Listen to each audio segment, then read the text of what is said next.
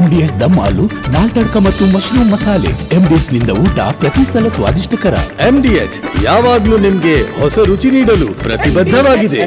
ನಮಸ್ಕಾರ, ಕರ್ನಾಟಕ ಪ್ರೈಮ್ ಟೈಮ್ಗೆ ಸ್ವಾಗತ. ನಾನು ಶ್ರೀಪಾದ್ ಪಾಟೀಲ್. ಇವತ್ತಿನ ಪ್ರೈಮ್ ಟೈಮ್ ನ ಟಾಪ್ 3 ಸ್ಟೋರೀಸ್ ಅನ್ನ ನೋಡ್ತಾ ಹೋಗೋಣ. ಮೊದಲನೇದಾಗಿ ಆಯತ್ ಉಲ್ಲಾ ಡೊನಾಲ್ಡ್ ಖಮೇನಿ. ಆಶ್ಚರ್ಯ ಅನಿಸ್ಬೋದು, ಇದೇನಪ್ಪ ಆಯತ್ ಉಲ್ಲಾ ಖಮೇನಿ ಕೇಳಿದೀವಿ, ಇದ್ಯಾವುದಿದು ಆಯತ್ ಉಲ್ಲಾ ಡೊನಾಲ್ಡ್ ಖಮೇನಿ ಅಂತ ಹೇಳಿ. ಪರಿಸ್ಥಿತಿ ಈಗ ಹಂಗೆ ಆಗ್ಬಿಟ್ಟಿದೆ. ಅಮೇರಿಕ ಇಸ್ರೇಲ್ ಸೇರಿಕೊಂಡು ಇರಾನ್ ಮೇಲೆ ದಂಡೆತ್ತಿ ಹೋದವರು ಈಗ ವಾಪಸ್ ಯುದ್ಧ ನಿಲ್ಲಿಸಿ ನಮ್ಮ ಮನೆಯಲ್ಲಿ ನಾವಿರೋಣ ಅನ್ನುವಂಥ ಪರಿಸ್ಥಿತಿ. ಆದರೆ ಇರಾನ್ ಬಿಡ್ತಾ ಇಲ್ವೇ? ನಿಮ್ಮ ಸೋಲನ್ನ ಸೋಲು ಅಂತ ಒಪ್ಕೊಳ್ಳಿ, ಅದಕ್ಕೆ ಒಪ್ಪಂದ ಅಂತ ಯಾಕೆ ಕರಿತೀರಿ? ಇದು ಈಗ ಇರಾನ್ನ ಖಡಕ್ ಪ್ರಶ್ನೆ ಆಗಿದೆ ಅಮೇರಿಕಾಗೆ. ಇದ್ರ ಮಧ್ಯೆ ರಷ್ಯಾ ಚೀನಾದ ಸಾಥ್ ಬೇರೆ. ಮುಂದೇನು ಮಾಡ್ತಾನೆ ಡೊನಾಲ್ಡ್? ಇದು ಸದ್ಯಕ್ಕಿನ ಪ್ರಶ್ನೆ. ಇವತ್ತಿನ ಪ್ರೈಮ್ ಟೈಮಲ್ಲಿ ಯುದ್ಧದ ಬಗ್ಗೆ ಏನೆಲ್ಲ ಬೆಳವಣಿಗೆ ಆಗಿದೆ ಇವತ್ತು ನೋಡೋಣ. ಇನ್ನು ಎರಡನೇ ಸ್ಟೋರಿ, ದಾವಣಗೆರೆ ಕೈಕಿತ್ತಾಟ ಜೋರಾಗಿದೆ. ಅಲ್ಪಸಂಖ್ಯಾತರನ್ನ ವಿಶ್ವಾಸಕ್ಕೆ ತಗೊಂಡು ನಾಮಪತ್ರ ವಾಪಸ್ ತಗೊಂಡು ಎಲ್ಲರೂ ಕಾಂಗ್ರೆಸ್ಗೆ ಸಪೋರ್ಟ್ ಮಾಡುವ ಪರಿಸ್ಥಿತಿ, ವಾತಾವರಣವನ್ನು ನಿರ್ಮಾಣ ಮಾಡ್ತೀವಿ ಅಂತ ಹೇಳ್ತಾ ಇದ್ದ SS ಮಲ್ಲಿಕಾರ್ಜುನ್ಗೆ ಬಹುಶಃ ಇವತ್ತಿನ ಬೆಳವಣಿಗೆ ಜೀರ್ಣ ಮಾಡ್ಕೊಳ್ಳೋದಕ್ಕಾಗುತ್ತೋ ಇಲ್ವೋ ಗೊತ್ತಿಲ್ಲ. ಕಾರಣ ಸಾದಿಕ್ ಪೈಲ್ವಾನ್ ಅಖಾಡದಲ್ಲಿ ಉಳ್ಕೊಂಡ್ರು. ಹಾಗೇನೆ ಇನ್ನೂ ಹಲವು ಮುಸ್ಲಿಂ ಅಭ್ಯರ್ಥಿಗಳು ಅಖಾಡದಲ್ಲಿದ್ದಾರೆ. ಇವರನ್ನ ಸೈಲೆಂಟ್ ಮಾಡುವಂತಹ ಟಾಸ್ಕ್ ಇನ್ನೂ ಬಾಕಿ ಇದೆ. ನಾಮಪತ್ರ ವಾಪಸ್ ತಗೊಳ್ಳಿಲ್ಲ ಅಂದ್ರೆ ಏನಾಯ್ತು? ಈಗ ಮತ್ತೆ ಅವ್ರ ಜೊತೆಗೆ ಮಾತುಕತೆ ಮಾಡಿ ಕ್ಷೇತ್ರದಲ್ಲಿ ಪ್ರಚಾರಕ್ಕೆ ಹೋಗದೇ ಇರೋ ರೀತಿ ನೋಡ್ಕೊಳ್ಳೋದು, ಅವರನ್ನು ಅಖಾಡದಲ್ಲಿ ಸೈಲೆಂಟ್ ಮಾಡಿಬಿಡೋದು, ಯಾರು ಅವರ ಹಿಂಬಾಲಕರಿದ್ದಾರೆ ಅವ್ರಿಗೆ ಅಲ್ಲಿ ಹೋಗಿ ಶಾಮನೂರ್ಗೆ ವೋಟ್ ಮಾಡಿ ಅಂತ ಹೇಳ್ಬಿಡೋದು. ಈ ರೀತಿ ಆಗಬಹುದಾ? ಬಹುಶಃ ಚಾನ್ಸಸ್ ಭಾಳ ಕಡಿಮೆ ಅನಿಸುತ್ತೆ. ದಾವಣಗೆರೆ ದಕ್ಷಿಣದಲ್ಲಿ ಮಹತ್ತರ ಬೆಳವಣಿಗೆ ಆಗ್ತಾ ಇದೆ. ಇವತ್ತಿನ ಪ್ರೈಮ್ ಟೈಮಲ್ಲಿ ನೋಡೋಣ. ಇನ್ನು ಮೂರನೇ story, DK Shivakumar versus Munirathna ಅವಾಗ ನಡೀತಾನೇ ಇರುತ್ತೆ. ಇವತ್ತು ಒಂದು ಹೆಜ್ಜೆ ಮುಂದೆ ಹೋಗಿ ಮಾನ್ಯ ಘನ ಉಪಮುಖ್ಯಮಂತ್ರಿಗಳು ಸದನದಲ್ಲಿ ಮುನಿರತ್ನ ಅವರಿಗೆ ಮಾತಾಡಿದಂತಹ ರೀತಿ ಭಾರಿ ಆಕ್ರೋಶಕ್ಕೆ ಕಾರಣ ಆಗ್ತಾ ಇದೆ. ಜವಾಬ್ದಾರಿಯುತ ಹುದ್ದೆಯಲ್ಲಿ, ಸಂವಿಧಾನಾತ್ಮಕ ಹುದ್ದೆಯಲ್ಲಿ ಇರುವಂತಹ ನಾಯಕರುಗಳು ಯಾವತ್ತೂ ಕೂಡ ತಾಳ್ಮೆಯನ್ನ ಕಳ್ಕೋಬಾರದು. ತಾಳ್ಮೆಯನ್ನ ಕಳೆದುಕೊಂಡಾಗ ಯಾವ ರೀತಿ ಮಾತುಗಳು ಬರುತ್ತೆ, ಆ ಬರುವ ಮಾತುಗಳು ಇಡೀ ರಾಜ್ಯದಲ್ಲಿ ಪ್ರಸ್ತಾಪ ಆದ ನಂತರ ಅದಕ್ಕೆ ಪಶ್ಚಾತ್ತಾಪ ಪಟ್ಟರೆ ಏನು ಪ್ರಯೋಜನ ಬಂತು? DK ಶಿವಕುಮಾರ್ ಅವರಿಂದ ಈ ರೀತಿಯ ಮಾತುಗಳ ನಿರೀಕ್ಷೆಯನ್ನ ಮಾಡಿರಲಿಲ್ಲ ನಾವು ಅನ್ನುವಂಥ ಮಾತುಗಳು ಈಗ ಕೇಳಿ ಬರ್ತಾ ಇದೆ. ಅಂತ ಯಾವ ಮಾತನ್ನ DK ಶಿವಕುಮಾರ್ ಮುನಿರತ್ನ ಅವರ ಬಗ್ಗೆ ಮಾತಾಡಿದರು? ಬಿಜೆಪಿ ಈಗ DKಶಿ ಬಗ್ಗೆ ಹೇಳ್ತಾ ಇರೋದು ಏನು? ಕರ್ನಾಟಕ ಪ್ರೈಮ್ ಟೈಮ್ಗೆ ಮತ್ತೊಮ್ಮೆ ಸ್ವಾಗತ. ನಾನು ಶ್ರೀಪಾದ್ ಪಾಟೀಲ್. ಸುದ್ದಿಗಳನ್ನ ಗಮನಿಸ್ತಾ ಹೋಗೋಣ. ರಾಜ್ಯದಲ್ಲಿ ಗ್ಯಾಸ್ ಸಿಲಿಂಡರ್ ಕೊರತೆ ದಿನೇ ದಿನೇ ಹೆಚ್ಚುತ್ತಾ ಇದೆ. ಜನರು ಬೆಳಿಗ್ಗೆ ಕ್ಯೂ ನಿಂತರೂ ಸಿಲಿಂಡರ್ ಸಿಗ್ತಾ ಇಲ್ಲ. ಆದ್ದರಿಂದ ಜನರು ಗ್ಯಾಸ್ ಏಜೆನ್ಸಿಗೆ ಮುತ್ತಿಗೆ ಹಾಕ್ತಿದ್ದಾರೆ. ಇನ್ನೊಂದು ಕಡೆ ದೇವರಿಗೂ ಯುದ್ಧದ ಬಿಸಿ ತಟ್ಟಿದೆ. ಈ ವರದಿಯನ್ನು ನೋಡ್ಕೊಂಡ್ಬನ್ನಿ.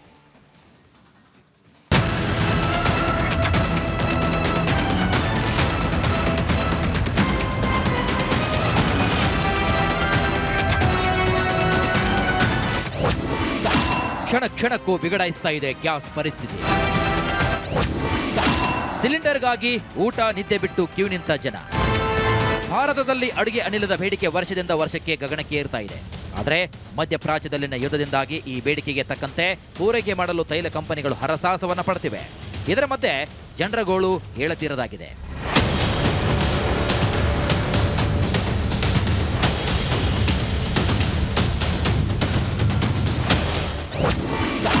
ಬೆಳಬೆಳಗಿಯೇ ಸಿಲಿಂಡರ್ಗೆ ಜನರ ಕ್ಯೂ.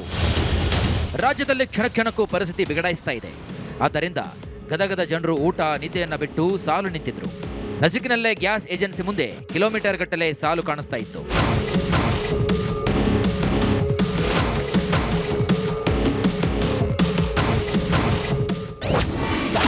ಬೆಂಗಳೂರಲ್ಲೂ ಸಿಗ್ತಿಲ್ಲ ಪೆಟ್ರೋಲ್, ಡೀಸೆಲ್.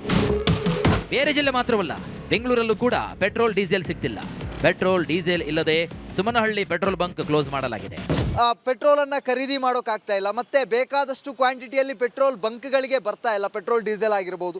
ಈ ನಿಟ್ಟಿನಲ್ಲಿ ಸದ್ಯ ಸುಮನಹಳ್ಳಿಯಲ್ಲಿರುವಂಥ ಈ ಒಂದು ಪೆಟ್ರೋಲ್ ಬಂಕ್ ಸಂಪೂರ್ಣವಾಗಿ ಕ್ಲೋಸ್ ಆಗಿರುವಂಥದ್ದು. ಕಳೆದ ಒಂದು ವಾರದಿಂದ ಕೂಡ ಪೆಟ್ರೋಲ್ ಸರಬರಾಜು ಆಗ್ತಾ ಇಲ್ಲ. ಮತ್ತೊಂದು ಕಡೆಯಲ್ಲಿ ಪೆಟ್ರೋಲನ್ನು ಖರೀದಿ ಮಾಡೋದಕ್ಕೆ ಕ್ರೆಡಿಟ್ ಕೂಡ ಸಿಗ್ತಾ ಇಲ್ಲ. ಈ ನಿಟ್ಟಿನಲ್ಲಿ ದಿನನಿತ್ಯ 70 ಲಕ್ಷಕ್ಕೂ ಹೆಚ್ಚು ವ್ಯಾಪಾರ ಆಗ್ತಾ ಇದ್ದಂಥ ಈ ಒಂದು ಸುಮನಹಳ್ಳಿಯ ಪೆಟ್ರೋಲ್ ಬಂಕ್ ಏನಿದೆ ಸಂಪೂರ್ಣವಾಗಿ ಕ್ಲೋಸ್ ಮಾಡಲಾಗ್ತಾ ಇದೆ. ರಾಮನವಮಿಗೂ ತಟ್ಟಿದ ಸಿಲಿಂಡರ್ ಶಾಕ್. ರಾಜಾಜಿನಗರದ ರಾಮ ಮಂದಿರದಲ್ಲಿ ಲಡ್ಡು ವಿತರಣೆ ಬಂದ್ ಮಾಡಲಾಗಿದೆ. ರಾಮನವಮಿಗೆ ಲಡ್ಡು ಪ್ರಸಾದದ ಬದಲಿಗೆ ಕಾಳು ಪ್ರಸಾದ, ಮಜ್ಜಿಗೆ ನೀಡಲು ನಿರ್ಧರಿಸಲಾಗಿದೆ. ಈ ದೇಗುಲದಲ್ಲಿ ಲಡ್ಡು ತಯಾರಿಕೆಗೆ 20 ದಿನಕ್ಕೆ 11 ಸಿಲಿಂಡರ್ ಬೇಕಾಗಿತ್ತು. ಆದರೆ ಸಿಲಿಂಡರ್ ಸಿಗ್ತಾ ಇಲ್ಲ ಅಂತ ರಾಮ ಮಂದಿರ ಅಧ್ಯಕ್ಷ ಶ್ರೀಧರ್ ಹೇಳಿದ್ದಾರೆ. ಲಡ್ಡು ಪ್ರಸಾದವನ್ನು ಈ ಸಲ ಕೈ ಬಿಟ್ಟು ಜನರಿಗೆ ಪಾನಕ, ಕೋಸಂಬರಿ, ಮಜ್ಜಿಗೆ ಹಾಗೂ ಕಾಳುಗಳಿಂದ ಮಾಡಿರುವಂಥ ಪ್ರಸಾದ ಅಥವಾ ಅವಲಕ್ಕಿ ಪ್ರಸಾದ ಇರ್ಬೋದು ಅದನ್ನು ವಿತರಿಸಲು ದೇವಸ್ಥಾನದ ಆಡಳಿತ ಮಂಡಳಿ ಒಂದು ನಿರ್ಧಾರವನ್ನು ಕೈಗೊಂಡಿದೆ. ಸಾಕಷ್ಟು ಬೇಗ ಆಡಳಿತ ವರ್ಗದಲ್ಲಿ ನಾವು ಕೋರುವುದೇನೆಂದರೆ ಈ ಅನಿಲದ ಕೊರತೆಯನ್ನು ನೀಗಿ ಜನಗಳಿಗೆ ಅನಿಲವು ಸಿಗುವಂತೆ ಮಾಡಿ. ಭಾಳ ಕಷ್ಟಕರವಾಗಿದೆ. ಈ ಸಮ್ಮರ್ ಬಂದಿದೆ, ನಿಮಗೆಲ್ಲ ಗೊತ್ತಿರೋ ಹಾಗೆ ತಿನ್ನೋಕ್ಕೆ ಇಲ್ಲ. ಎಷ್ಟೋ ಜನ ಹೋಟ್ಲ್ಗಳು ಮುಚ್ಚಿಬಿಟ್ಟಿದ್ದಾರೆ. ಹಾಗಾಗಿ ನಮಗೆ ಕೊಡೋ ದೇವರಿಗೆ ಪ್ರಸಾದ ಮಾಡೋಕ್ಕಾಗದೇ ಇದ್ದರೆ ಭಾಳ ಕಷ್ಟ ಆಗುತ್ತೆ. ಗ್ಯಾಸ್ ಏಜೆನ್ಸಿಗೆ ಮುತ್ತಿಗೆ ಹಾಕಿದ ಜನರು. ಬೆಂಗಳೂರಿನಲ್ಲಿ ಗ್ಯಾಸ್ ಸಿಲಿಂಡರ್ ಅಭಾವದಿಂದ ಜನರು ಹೈರಾಣಾಗಿದ್ದಾರೆ. ಕುರುಬರಹಳ್ಳಿ ಇಂಡಿಯನ್ ಗ್ಯಾಸ್ ಏಜೆನ್ಸಿಗೆ ಜನರು ಮುತ್ತಿಗೆ ಹಾಕಿದ್ರು. ಗ್ಯಾಸ್ ಬುಕ್ ಮಾಡಿ 25 ದಿನ ಕಳೆದರೂ ಗ್ಯಾಸ್ ಸಿಗ್ತಿಲ್ಲವೆಂದು ಜನರು ಆತಂಕಕ್ಕೆ ಒಳಗಾಗಿದ್ದಾರೆ. ಆಟೋ ಎಲ್ಪಿಜಿ ಗ್ಯಾಸ್ಗೂ ಬರ. ಶಿವಮೊಗ್ಗಕ್ಕೂ ಆಟೋ ಎಲ್ಪಿಜಿಗೂ ಗ್ಯಾಸ್ ಕೊರತೆ ತಟ್ಟಿದೆ. ಬಂಕ್ ಮಾಲೀಕರು ಆಟೋ ಎಲ್ಪಿಜಿ ನೋ ಸ್ಟಾಕ್ ಅಂತ ಬೋರ್ಡ್ ಹಾಕಿದ್ದಾರೆ. ಆಟೋ ಎಲ್ಪಿಜಿ ಸಮಸ್ಯೆಯಿಂದ ಆಟೋ ಚಾಲಕರು ಕಂಗಾಲಾಗಿದ್ದಾರೆ. News desk, Republic Kannada. ಯುದ್ಧ ಆರಂಭ ಆದಾಗಿನಿಂದ ಜನರಲ್ಲಿ ಒಂದು ರೀತಿಯ ಆತಂಕ ಹೆಚ್ಚಾಗ್ತಾ ಇದೆ. ಅದರಲ್ಲೂ ಈ ಕೆಲವು ಸೋಷಿಯಲ್ ಮೀಡಿಯಾಗಳಲ್ಲಂತೂ ಸಿಕ್ಕಾಪಟ್ಟೆ ಸುಳ್ಳು ವಿಚಾರಗಳು ಪ್ರಸ್ತಾಪ ಆಗ್ತಾ ಇದೆ. ಎಲ್ಲ ಕಡೆನೂ ಕೂಡ ಯಾವ ರೀತಿ ಸದ್ದು ಮಾಡ್ತಾ ಇವೆ ಅಂತಂದ್ರೆ, ಕೇಂದ್ರ ಸರ್ಕಾರ ಇದನ್ನೇ ಹೇಳ್ತಾ ಇರೋದು ಮೇಲಿಂದ ಮೇಲೆ, ದಯವಿಟ್ಟು ಸುಳ್ಳು ವಿಚಾರಗಳನ್ನ, ಸುಳ್ಳು ಸುದ್ದಿಗಳನ್ನ ನಂಬಬೇಡಿ. ಸೋಷಿಯಲ್ ಮೀಡಿಯಾದಲ್ಲಿ ಹರಿದಾಡ್ತಾ ಇರುವಂತ ವದಂತಿಗಳಿಗೆ ಕಿವಿಗೊಡಬೇಡಿ ಅಂತ ಹೇಳಿ. ಮಧ್ಯಪ್ರಾಚ್ಯದ ಯುದ್ಧದ ಕಾರಣಕ್ಕೆ ಜಗತ್ತೇ ಹೈರಾಣ ಹೋಗಿದೆ. ಎಲ್ಲರಿಗೂ ಗೊತ್ತಿರೋ ವಿಚಾರ. ಪಾಕಿಸ್ತಾನದಿಂದ ಹಿಡಿದು ಶ್ರೀಲಂಕಾದವರೆಗೆ ಹಾಹಾಕಾರ ಹೆಚ್ಚಾಗಿದೆ. ಆದರೆ ಭಾರತದಲ್ಲಿ ತೈಲದ ಬಗ್ಗೆ ಯಾವ ಚಿಂತೆಯೂ ಕೂಡ ಇಲ್ಲ. ಇದು ನಾವೇ ಸೃಷ್ಟಿ ಮಾಡಿಕೊಂಡಿರುವಂಥ ಆತಂಕ ಇದು. ಅಯ್ಯೋ, ಎಲ್ಲಿ ಪೆಟ್ರೋಲ್ ಸಿಗುತ್ತೋ ಇಲ್ವೋ, ಎಲ್ಲಿ ನಾಳೆ 200 ರೂಪಾಯಿಗೆ ಲೀಟರ್ ಆಗಿಬಿಡುತ್ತೋ ಏನೋ ಅಂತ ನಾವೇ ಮಾತಾಡ್ಕೊಳ್ಳೋದು. ಓಡೋಗಿ ಪೆಟ್ರೋಲ್ ಬಂಕ್ ಮುಂದೆ ನಿಂತ್ಕೊಳ್ಳೋದು. ಸಿಲಿಂಡರ್ ಸಿಗುತ್ತೋ ಇಲ್ವೋ ಅಂತ ಹೇಳಿ ಭಯ ಬೀಳೋದು. ಖಾಲಿ ಸಿಲಿಂಡರ್ನ ಹಿಡ್ಕೊಂಡು ಏಜೆನ್ಸಿಗೆ ಓಡೋಗೋದು. ಒಪ್ಕೋತೀನಿ ನೋಡಿ, ಅರ್ಹ ಫಲಾನುಭವಿಗಳಿದ್ದಾರೆ ವೀಕ್ಷಕರೇ. ಪಾಪ ಅವ್ರ ಮನೆಯಲ್ಲಿ ಸಿಲಿಂಡರ್ ಖಾಲಿಯಾಗಿ ಸಿಲಿಂಡರ್ ಈ ಕ್ಷಣಕ್ಕೂ ಸಿಗ್ತಾ ಇಲ್ಲ. ಯಾಕೆ ಸಿಗ್ತಾ ಇಲ್ಲ ಅಂತಂದ್ರೆ, ಇದ್ದವರು ಖಾಲಿ ಸಿಲಿಂಡರ್ ತೊಗೊಂಡು ಓಡೋಗ್ತಿದಾರಲ್ಲ, ಹಿಂಗಾಗಿ ಖಾಲಿ ಆಗಿರೋ ಸಿಗ್ತಾ ಇಲ್ಲ. ಪ್ಯಾನಿಕ್ ಬುಕ್ಕಿಂಗ್ ಮಾಡ್ತಾ ಇರೋದು. ಡಬಲ್ಗೆ ಸಿಲಿಂಡರ್ ಗ್ಯಾಸ್ ಇರುವಂಥವ್ರು ಆಲ್ರೆಡಿ ಒಂದು ಸ್ಟಾಕ್ ಇರುತ್ತೆ, 25 ದಿನ ಆಗಿದೆ ಅಂತ ಹೇಳಿ ಒಂದು ಬುಕ್ ಮಾಡಿಬಿಡು. ಅಲ್ಲಿ ನಿಜಕ್ಕೂ ಸಿಲಿಂಡರ್ ಖಾಲಿ ಆದವನಿಗೆ ಇನ್ನೂ ಸಿಲಿಂಡರ್ ಸಿಗ್ತಾ ಇಲ್ಲ. ಸಿಲಿಂಡರ್ ನಿಮ್ಮ ಹತ್ರ ಇದ್ದಾಗ ಪ್ಯಾನಿಕ್ ಬುಕ್ಕಿಂಗ್ ಯಾಕೆ ಮಾಡ್ತೀರಿ? ಇದು ಈಗ ಪ್ರಶ್ನೆ ಇರೋದು. ಆಮೇಲೆ ಎಲ್ಲದಕ್ಕೂ ಆತಂಕ ಪಡೋದು, ವದಂತಿ. ಜನ ಹೆಂಗೆ ಅಂತಂದ್ರೆ, ಸಿಗುತ್ತೋ ಇಲ್ವೋ ಅನ್ನೋ ರೀತಿ ಮಾಡಿಬಿಡೋದು, ಕಂಡಿದೀವೋ ಇಲ್ವೋ ಅನ್ನೋ ರೀತಿ ಮಾಡಿಬಿಡೋದು. ಯಾರಿಗೆ ಕಷ್ಟ ಇದೆ ಅವ್ರು ತಗೊಂಡೋಗ್ಲಿ ಪಾಪ, ಅಂಥವ್ರಿಗೆ ಸಮಸ್ಯೆ ಆಗ್ತಾ ಇದೆ ಅದನ್ನು ಒಪ್ಕೋತೀವಿ ನಾವು. ಏಜೆನ್ಸಿಗಳ ಮುಂದೆ ಕಿಲೋಮೀಟರ್ ಗಟ್ಟಲೆ ಪಾಳೆಯಲ್ಲಿ ನಿಂತಿದ್ದಾರೆ, ಅದನ್ನು ನಾವು ಒಪ್ಕೋತೀವಿ. ಬುಕ್ಕಿಂಗ್ ಆಗಿ 25 ದಿನ ಆದರೂ ಸಿಲಿಂಡರ್ ಕೊಟ್ಟಿಲ್ಲ ಅನ್ನೋದನ್ನು ನಾವು ಒಪ್ಕೋತೀವಿ. ಆದರೆ ಈ ವಾತಾವರಣ ಸೃಷ್ಟಿಯಾಗಿದೆ ಯಾರಿಂದ? ಜನರಿಂದ. ಆತಂಕ ಬಿದ್ದಿದ್ದಾರೆ. ಯಾನಕ್ಕೆ, ಯಾವ ವಿಚಾರಕ್ಕೆ ಅಂತಂದರೆ, ಸೋಷಿಯಲ್ ಮೀಡಿಯಾಗಳಲ್ಲಿ ಸುಳ್ಳು ವದಂತಿಗಳು, ಅವುಗಳನ್ನು ನೋಡೋದು ಓಡೋಗೋದು. ಪದೇ ಪದೇ ಈ ವಿಚಾರವಾಗಿ ಸ್ಪಷ್ಟನೆಯನ್ನು ಭಾರತ ಸರ್ಕಾರ ಕೊಡ್ತಾನೇ ಇದೆ. ಆದರೂ ತೈಲ ಖಾಲಿ ಆಗ್ತಾ ಇದೆ ಅನ್ನೋ ಸುದ್ದಿ ಹಬ್ಬತಾನೇ ಇದೆ. ಸುದ್ದಿ ತಿಳಿದು ಬಂಕ್ಗಳಿಗೆ ಜನ ಬರ್ತಾ ಇದ್ದಾರೆ. ಬಂದವ್ರು ಏನು ಮಾಡ್ತಾ ಇದ್ದಾರೆ? ಸರ್ತಿ ಸಾಲಲ್ಲಿ ನಿಂತವರು ನನ್ನ ಕೈ ಟಚ್ ಆಯಿತು, ಕಾರಿಗೆ ಟಚ್ ಆಯಿತು ಅಂತ ಹೊಡೆದಾಡ್ಕೊಳ್ಳೋದು. ಗಾಡಿಗಳನ್ನು ಮಾತ್ರ ಅಲ್ಲ ವೀಕ್ಷಕರೇ, ಡ್ರಮ್ಮು, ಕ್ಯಾನು ಎಲ್ಲ ತಗೊಂಡ್ಬರ್ತಿದ್ದಾರೆ. ಸೂರತ್ನಿಂದ ಇಂದೋರ್ವರೆಗೆ ತೈಲಕ್ಕಾಗಿ ಜನ ಕ್ಯೂ ನಿಂತಿದ್ದಾರೆ. ಆಯಿತು, ನೀವು ಡ್ರಮ್ ತೊಗೊಂಬನ್ನಿ, ಬಕೆಟ್ ತೊಗೊಂಬನ್ನಿ, ಕ್ಯಾನ್ ತಗೊಂಬನ್ನಿ. ಆ ಸ್ಟಾಕ್ನ ಎಷ್ಟು ದಿನ ಇಟ್ಕೋತೀರಿ? ಅದಾದ್ಮೇಲೆ ಏನು ಮಾಡ್ತೀರಿ? ಏನು ಟ್ಯಾಂಕರ್ ಗಟ್ಟಲೆ ಸ್ಟಾಕ್ ಇಟ್ಕೊಳ್ಳೋದಕ್ಕೆ ಸಾಧ್ಯನಾ ಮನೆಯಲ್ಲಿ? ನೀವು ಆ ರೀತಿ ಸ್ಟಾಕನ್ನು ಮನೆಯಲ್ಲಿ ಇಟ್ಕೊಂಡ್ರೆ ಬರೆದಿಟ್ಕೊಳ್ಳಿ ವೀಕ್ಷಕರೇ, ನೀವು ಅಪಾಯವನ್ನು ನಿಮ್ಮ ಮನೆಗೆ ತೊಗೊಂಡೋಗ್ತಾ ಇದ್ದೀರಿ. ಭಾಳ ಡೇಂಜರ್ ಅದು. ಸುಮ್ಮನೆ ಯಾರೋ ಏನೋ ಹೇಳಿದ್ರು ಅಂತ ಹೇಳಿ ಓಡೋಗೋದಲ್ಲ. ಗುಜರಾತಿನ ಹಲವು ಕಡೆ 24 ಗಂಟೆ ಕಾಲ ಜನರು ಸಾಲಲ್ಲಿ ನಿಂತು ಪೆಟ್ರೋಲ್ ತೊಗೊಂಡು ಹೋಗುವಂಥ ಪರಿಸ್ಥಿತಿ. ಮಧ್ಯಪ್ರದೇಶದ ಆಗರ್ ಮಾಲ್ವಾದಿಂದ ಮಂದಸೌರ್ ತನಕ ಸಾಲು. ಸುಳ್ಳು ಸುದ್ದಿಯ ಬಗ್ಗೆ ಹೇಳಿಕೆ ಬಿಡುಗಡೆ ಮಾಡಿದ್ದಾರೆ ತೈಲ ಕಂಪನಿಯವರು. ದೇಶದಲ್ಲಿ ಪೆಟ್ರೋಲ್ ಡೀಸೆಲ್ಗೆ ಯಾವುದೇ ಕೊರತೆ ಇಲ್ಲ. ನಾಳೆನೆ ಪೆಟ್ರೋಲ್ ಬಂಕ್ ಬಂದ್ ಮಾಡ್ಕೊಂಡು ನಾವು ಮನೆಗೆ ಹೋಗಲ್ಲ, ರೇಟ್ ಜಾಸ್ತಿ ಆಗಲ್ಲ, ತಲೆ ಕೆಡಿಸ್ಕೋಬೇಡಿ ಅಂತ ಎಲ್ಲ ಏಜೆನ್ಸಿಯವರು, ತೈಲ ಕಂಪನಿಯವರು ಹೇಳ್ತಿದ್ದಾರೆ. ಕೇಂದ್ರ ಸರ್ಕಾರದವರು ಪ್ರತಿನಿತ್ಯ ಪ್ರೆಸ್ ಮೀಟ್ ಮಾಡಿ ಹೇಳ್ತಾ ಇದ್ದಾರೆ. ಜನರೇ ಸುಳ್ಳು ಸುದ್ದಿಯನ್ನ ನಂಬಬೇಡಿ ಅಂತ ತೈಲ ಕಂಪನಿಗಳು ಹೇಳ್ತಾ ಇವೆ, ಕೇಂದ್ರ ಸರ್ಕಾರವೂ ಕೂಡ ಹೇಳ್ತಾ ಇದೆ. ಆದಾಗ್ಯೂ ಕೂಡ ನೋಡ್ಬೇಕು ನೀವು ಪೆಟ್ರೋಲ್ ಬಂಕಿಗೆ ಯಾವ ರೇಂಜಿಗೆ ಜನ ನುಗ್ತಿದ್ದಾರೆ, ಏಜೆನ್ಸಿಗಳಿಗೆ ಯಾವ ರೇಂಜಿಗೆ ಜನ ನುಗ್ತಿದ್ದಾರೆ. ಸಿಲಿಂಡರ್ ಸಿಗದೇ ಇರೋರು ಸಿಲಿಂಡರ್ ಸಿಗ್ತಾ ಇಲ್ಲ ಅಂತ ಹೇಳ್ತಾ ಇರೋದನ್ನ ನಾವು ನಂಬೋಣ. ಅವರು ಪ್ರವೋಕ್ ಆಗಿ ಏಜೆನ್ಸಿಗಳಿಗೆ ನುಗ್ತಾ ಇದ್ದಾರೆ, ಓಕೆ. ಆದರೆ ಆತಂಕದಿಂದ, ಧಾವಂತದಿಂದ, ವದಂತಿಗಳಿಗೆ ಕಿವಿಗೊಟ್ಟು ಈ ಕೃತಕ ಅಭಾವವನ್ನು ಸೃಷ್ಟಿ ಮಾಡಿಕೊಂಡು ಪ್ಯಾನಿಕ್ ಆಗಿ ಇದೆಲ್ಲ ಯಾಕೆ ಅಂತ ಹೇಳಿ ಬುಕ್ ಮಾಡಿ ನಿಮ್ಮ ಮನೆಗೆ 2 ದಿನದಲ್ಲಿ ಸಿಲಿಂಡರ್ ಬರುತ್ತೆ ಅಂತ ಕೇಂದ್ರ ಸರ್ಕಾರ ಹೇಳ್ತಾ ಇದೆ. ಪ್ಯಾನಿಕ್ ಬುಕ್ಕಿಂಗ್ ಬೇಡ, ಅಗತ್ಯ ಇದ್ದವರು ಬುಕ್ ಮಾಡಿದ ಕೌಂಟಿಂಗ್ ಅವರ್ಸಲ್ಲಿ ನಿಮ್ಮ ಮನೆಗೆ ಸಿಲಿಂಡರ್ ಬರಲಿಲ್ಲ ಅಂತಂದ್ರೆ ಕೇಳಿ ನಮ್ಮನ್ನ ಅಂತ ಹೇಳ್ತಾ ಇದ್ದಾರೆ. ಇನ್ನೂ ಏನು ಬೇಕು? ಸುಮ್ಮನೆ ಓಡೋದು. ಇದನ್ನೇ ಬೇಡ ಅಂತ ಕೇಂದ್ರ ಸರ್ಕಾರ ಹೇಳ್ತಾ ಇದೆ. ಇನ್ನು ನೆಕ್ಸ್ಟ್, ಹೋಟೆಲ್ಗಳಿಗೆ ಸಿಲಿಂಡರ್ ಶಾಕ್ ಬಳಿಕ ವಾಹನ ಸವಾರರಿಗೆ ಪೆಟ್ರೋಲ್ ಶಾಕ್ ತಗುಲಿದೆ. ನಯಾರಾ ಬಂಕಲ್ಲಿ ಒಂದೇ ಬಾರಿಗೆ ಪೆಟ್ರೋಲ್ ಬೆಲೆ 5 ರೂಪಾಯಿ, ಡೀಸೆಲ್ ಬೆಲೆ 3 ರೂಪಾಯಿಗೆ ಏರಿಕೆ ಆಗಿದೆ. ಪೆಟ್ರೋಲ್ ಬಂಕಲ್ಲಿ ಒಂದು ಕಡೆ ಪೆಟ್ರೋಲ್ ಸಿಗ್ತಿಲ್ಲ, ಸಾಕಷ್ಟು ಜನ ಪರದಾಡೋ ಪರಿಸ್ಥಿತಿ ನಿರ್ಮಾಣವಾಗಿದೆ. ಇದರ ನಡುವೆ ಇದೀಗ ಪೆಟ್ರೋಲ್ ಡೀಸೆಲ್ ದರ ಏರಿಕೆ ಆಗಿದೆ. ಅದು ನಯರ ಪೆಟ್ರೋಲ್ ಬಂಕಲ್ಲಿ ಪೆಟ್ರೋಲ್ 5 ರೂಪಾಯಿ ಆಗಿದೆ, ಡೀಸೆಲ್ 3 ರೂಪಾಯಿ ಆಗಿದೆ. ದೃಶ್ಯ ಸಹ ನೋಡ್ತಿರ್ಬೋದು. ಇಲ್ಲಿ ಪೆಟ್ರೋಲ್ 108.16 ಪೈಸಾ, ಡೀಸೆಲ್ 93.99 ಪೈಸಾ ಆಗಿದೆ. ಇಲ್ಲಿ 90 ರೂಪಾಯಿ ಇತ್ತು, ಇಲ್ಲಿ 103 ರೂಪಾಯಿ ಇತ್ತು. ನಿನ್ನೆ ಇವತ್ತು ಚೇಂಜ್ ಆಗಿದೆ. ಏಕ್ದಮ್ 5 ರೂಪಾಯಿ ಜಾಸ್ತಿ ಮಾಡಿದ್ದಾರೆ ಪೆಟ್ರೋಲು, ಡೀಸೆಲ್ 3 ರೂಪಾಯಿ ಜಾಸ್ತಿ ಮಾಡಿದ್ದಾರೆ. ಹೀಗಾಗಿ ಗ್ರಾಹಕರು ಪರದಾಡೋ ಪರಿಸ್ಥಿತಿ ನಿರ್ಮಾಣವಾಗಿದೆ. ಬಟ್ ಬೇರೆ ಬೇರೆ petrol bunk, Indian Oil, Bharat petrol ಬಂಕಲ್ಲಿ ಜಾಸ್ತಿ ಆಗಿಲ್ಲ. ಓನ್ಲಿ ನಯರ ಪೆಟ್ರೋಲ್ ಬಂಕಲ್ಲಿ ಮಾತ್ರ ಜಾಸ್ತಿ ಆಗಿದೆ. ಹೀಗಾಗಿ ಇಲ್ಲಿ ಒಂದು ಕಡೆ ಗ್ರಾಹಕರು ಪರದಾಡೋ ಪರಿಸ್ಥಿತಿ ನಿರ್ಮಾಣವಾಗಿದೆ. ಯಾಕಂದರೆ ಒಂದು ಕಡೆ ಪೆಟ್ರೋಲ್ ಸಿಗ್ತಿಲ್ಲ, ಅಭಾವ ಉಂಟಾಗ್ತಿದೆ. ಮತ್ತೊಂದು ಕಡೆ ದರ ಏರಿಕೆ ಮಾಡಿದ್ದಾರೆ, ಏಕ್ದಮ್ 5 ರೂಪಾಯಿ ಜಾಸ್ತಿ ಮಾಡಿದ್ದಾರೆ. ಹೀಗಾಗಿ ನಮಗೆ ತುಂಬ ತೊಂದರೆ ಆಗ್ತಿದೆ ಅಂತ ಗ್ರಾಹಕರು ತಮ್ಮ ಅಳಲನ್ನು ತೋಡಿಕೊಂಡಿದ್ದಾರೆ. ಕ್ಯಾಮ್ರಾ ಪರ್ಸನ್ ಶಿವ ಜೊತೆ ವೀರೇಶ್, ರಿಪಬ್ಲಿಕ್ ಕನ್ನಡ, ಬೆಂಗಳೂರು. ಈಗ ಜನ ಬಂಕ್ಗಳಿಗೆ ಡ್ರಮ್ಮು ಕ್ಯಾನು ತಗೊಂಡು ಹೋಗ್ತಾ ಇದ್ದೀರಲ್ಲ, ಅಸಲಿಗೆ ಈ ಪೆಟ್ರೋಲ್ ಡೀಸೆಲ್ ಸ್ಟಾಕ್ ಇಟ್ಕೊಳ್ಳೋದಕ್ಕೂ ಕೂಡ ಒಂದು ನಿಯಮ ಇದೆ. ಬೇಕಾಬಿಟ್ಟಿಯಾಗಿ ಪೆಟ್ರೋಲನ್ನ ಸ್ಟಾಕ್ ಮಾಡಿ ಇಟ್ಕೊಳ್ಳುವಂತಿಲ್ಲ, ಪೆಟ್ರೋಲ್ ಬಂಕ್ ಅವ್ರು ಕೊಡುವಂತೂ ಇಲ್ಲ. ಭಾರತದಲ್ಲಿ ಪೆಟ್ರೋಲ್ ಡೀಸೆಲ್ಗೆ ಅಂತಾನೆ ನಿಯಮಗಳಿವೆ. ಪೆಟ್ರೋಲ್ ಡೀಸೆಲ್ ಖರೀದಿ ಸ್ಟೋರೇಜ್ಗೆ ನಿಯಮಗಳಿದೆ. ಖರೀದಿಗೆ ನಿಯಮ, ಸ್ಟೋರೇಜ್ ಅಂದರೆ ಸಂಗ್ರಹ, ಸ್ಟಾಕ್ ಇಟ್ಕೊಳ್ಳೋದಕ್ಕೂ ಕೂಡ ನಿಯಮ ಇದೆ. ಮನೆಯಲ್ಲಿ 30 ಲೀಟರ್ ಪೆಟ್ರೋಲ್ ಡೀಸೆಲ್ ಇಡಬಹುದು, ಮನೆಗಳಲ್ಲಿ 30 ಲೀಟರ್ ಮಾತ್ರ. 30ಕ್ಕಿಂತ ಹೆಚ್ಚು ಲೀಟರ್ ಸಂಗ್ರಹ ಮಾಡಿ ಇಟ್ಕೋಬೇಕು ಅಂತಂದ್ರೆ ಹೆಚ್ಚು ಸ್ಟೋರೇಜ್ಗೆ PESOದಿಂದ ನೀವು ಲೈಸೆನ್ಸ್ ಅನ್ನ ಪಡಿಬೇಕು. 30 ಲೀಟರ್ಗಿಂತ ಹೆಚ್ಚು ಯಾಕೆ ಅಂತ PESO ಅವರು ಕೇಳ್ತಾರೆ. ಏನಿದು PESO? Petroleum and explosive safety ಆರ್ಗನೈಸೇಷನ್ಗೆ PESO ಅಂತ ಕರಿತೀವಿ. PESO ಅನುಮತಿ ಇಲ್ಲದೆ 30 ಲೀಟರ್ಗೂ ಹೆಚ್ಚು ಪೆಟ್ರೋಲ್ ಡೀಸೆಲ್ ಸಂಗ್ರಹ ಅಪರಾಧ ಆಗುತ್ತೆ. 30 ಲೀಟರ್ಗೂ ಹೆಚ್ಚು ಸಂಗ್ರಹಕ್ಕೆ ಸುರಕ್ಷಿತವಾದಂತಹ ವೆಂಟಿಲೇಷನ್ ಬೇಕು. ಬಾಟ್ಲಿ, ಕಂಟೈನರ್, ಕ್ಯಾನ್ ಇವು ಯಾವುದರಲ್ಲೂ ಕೂಡ ತೈಲ ಖರೀದಿಸುವಂತಿಲ್ಲ, ಬಂಕ್ನವರು ಕೊಡುವಂತೆಯೂ ಇಲ್ಲ. ಅನಿವಾರ್ಯ ಇದ್ರೆ ಮಾತ್ರ ಸುರಕ್ಷಿತವಾದ ಕ್ಯಾನ್ನಲ್ಲಿ ಖರೀದಿಸಬಹುದು in case of emergency. Petrol diesel ಕಳ್ಳ ಸಾಗಣೆ ಮಾಡಿದರೂ ಕೂಡ ಅಪರಾಧ ಆಗುತ್ತೆ. ಒಂದು ವೇಳೆ ನಿಯಮ ಮೀರಿದರೆ ದಂಡವನ್ನು ಕೂಡ ನಿಮಗೆ ವಿಧಿಸ್ತಾರೆ. ಈ ಟೈಮ್ನಲ್ಲಂತೂ ಪಕ್ಕ ಅಬ್ಸರ್ವ್ ಮಾಡ್ತಾನೆ ಇರ್ತಾರೆ.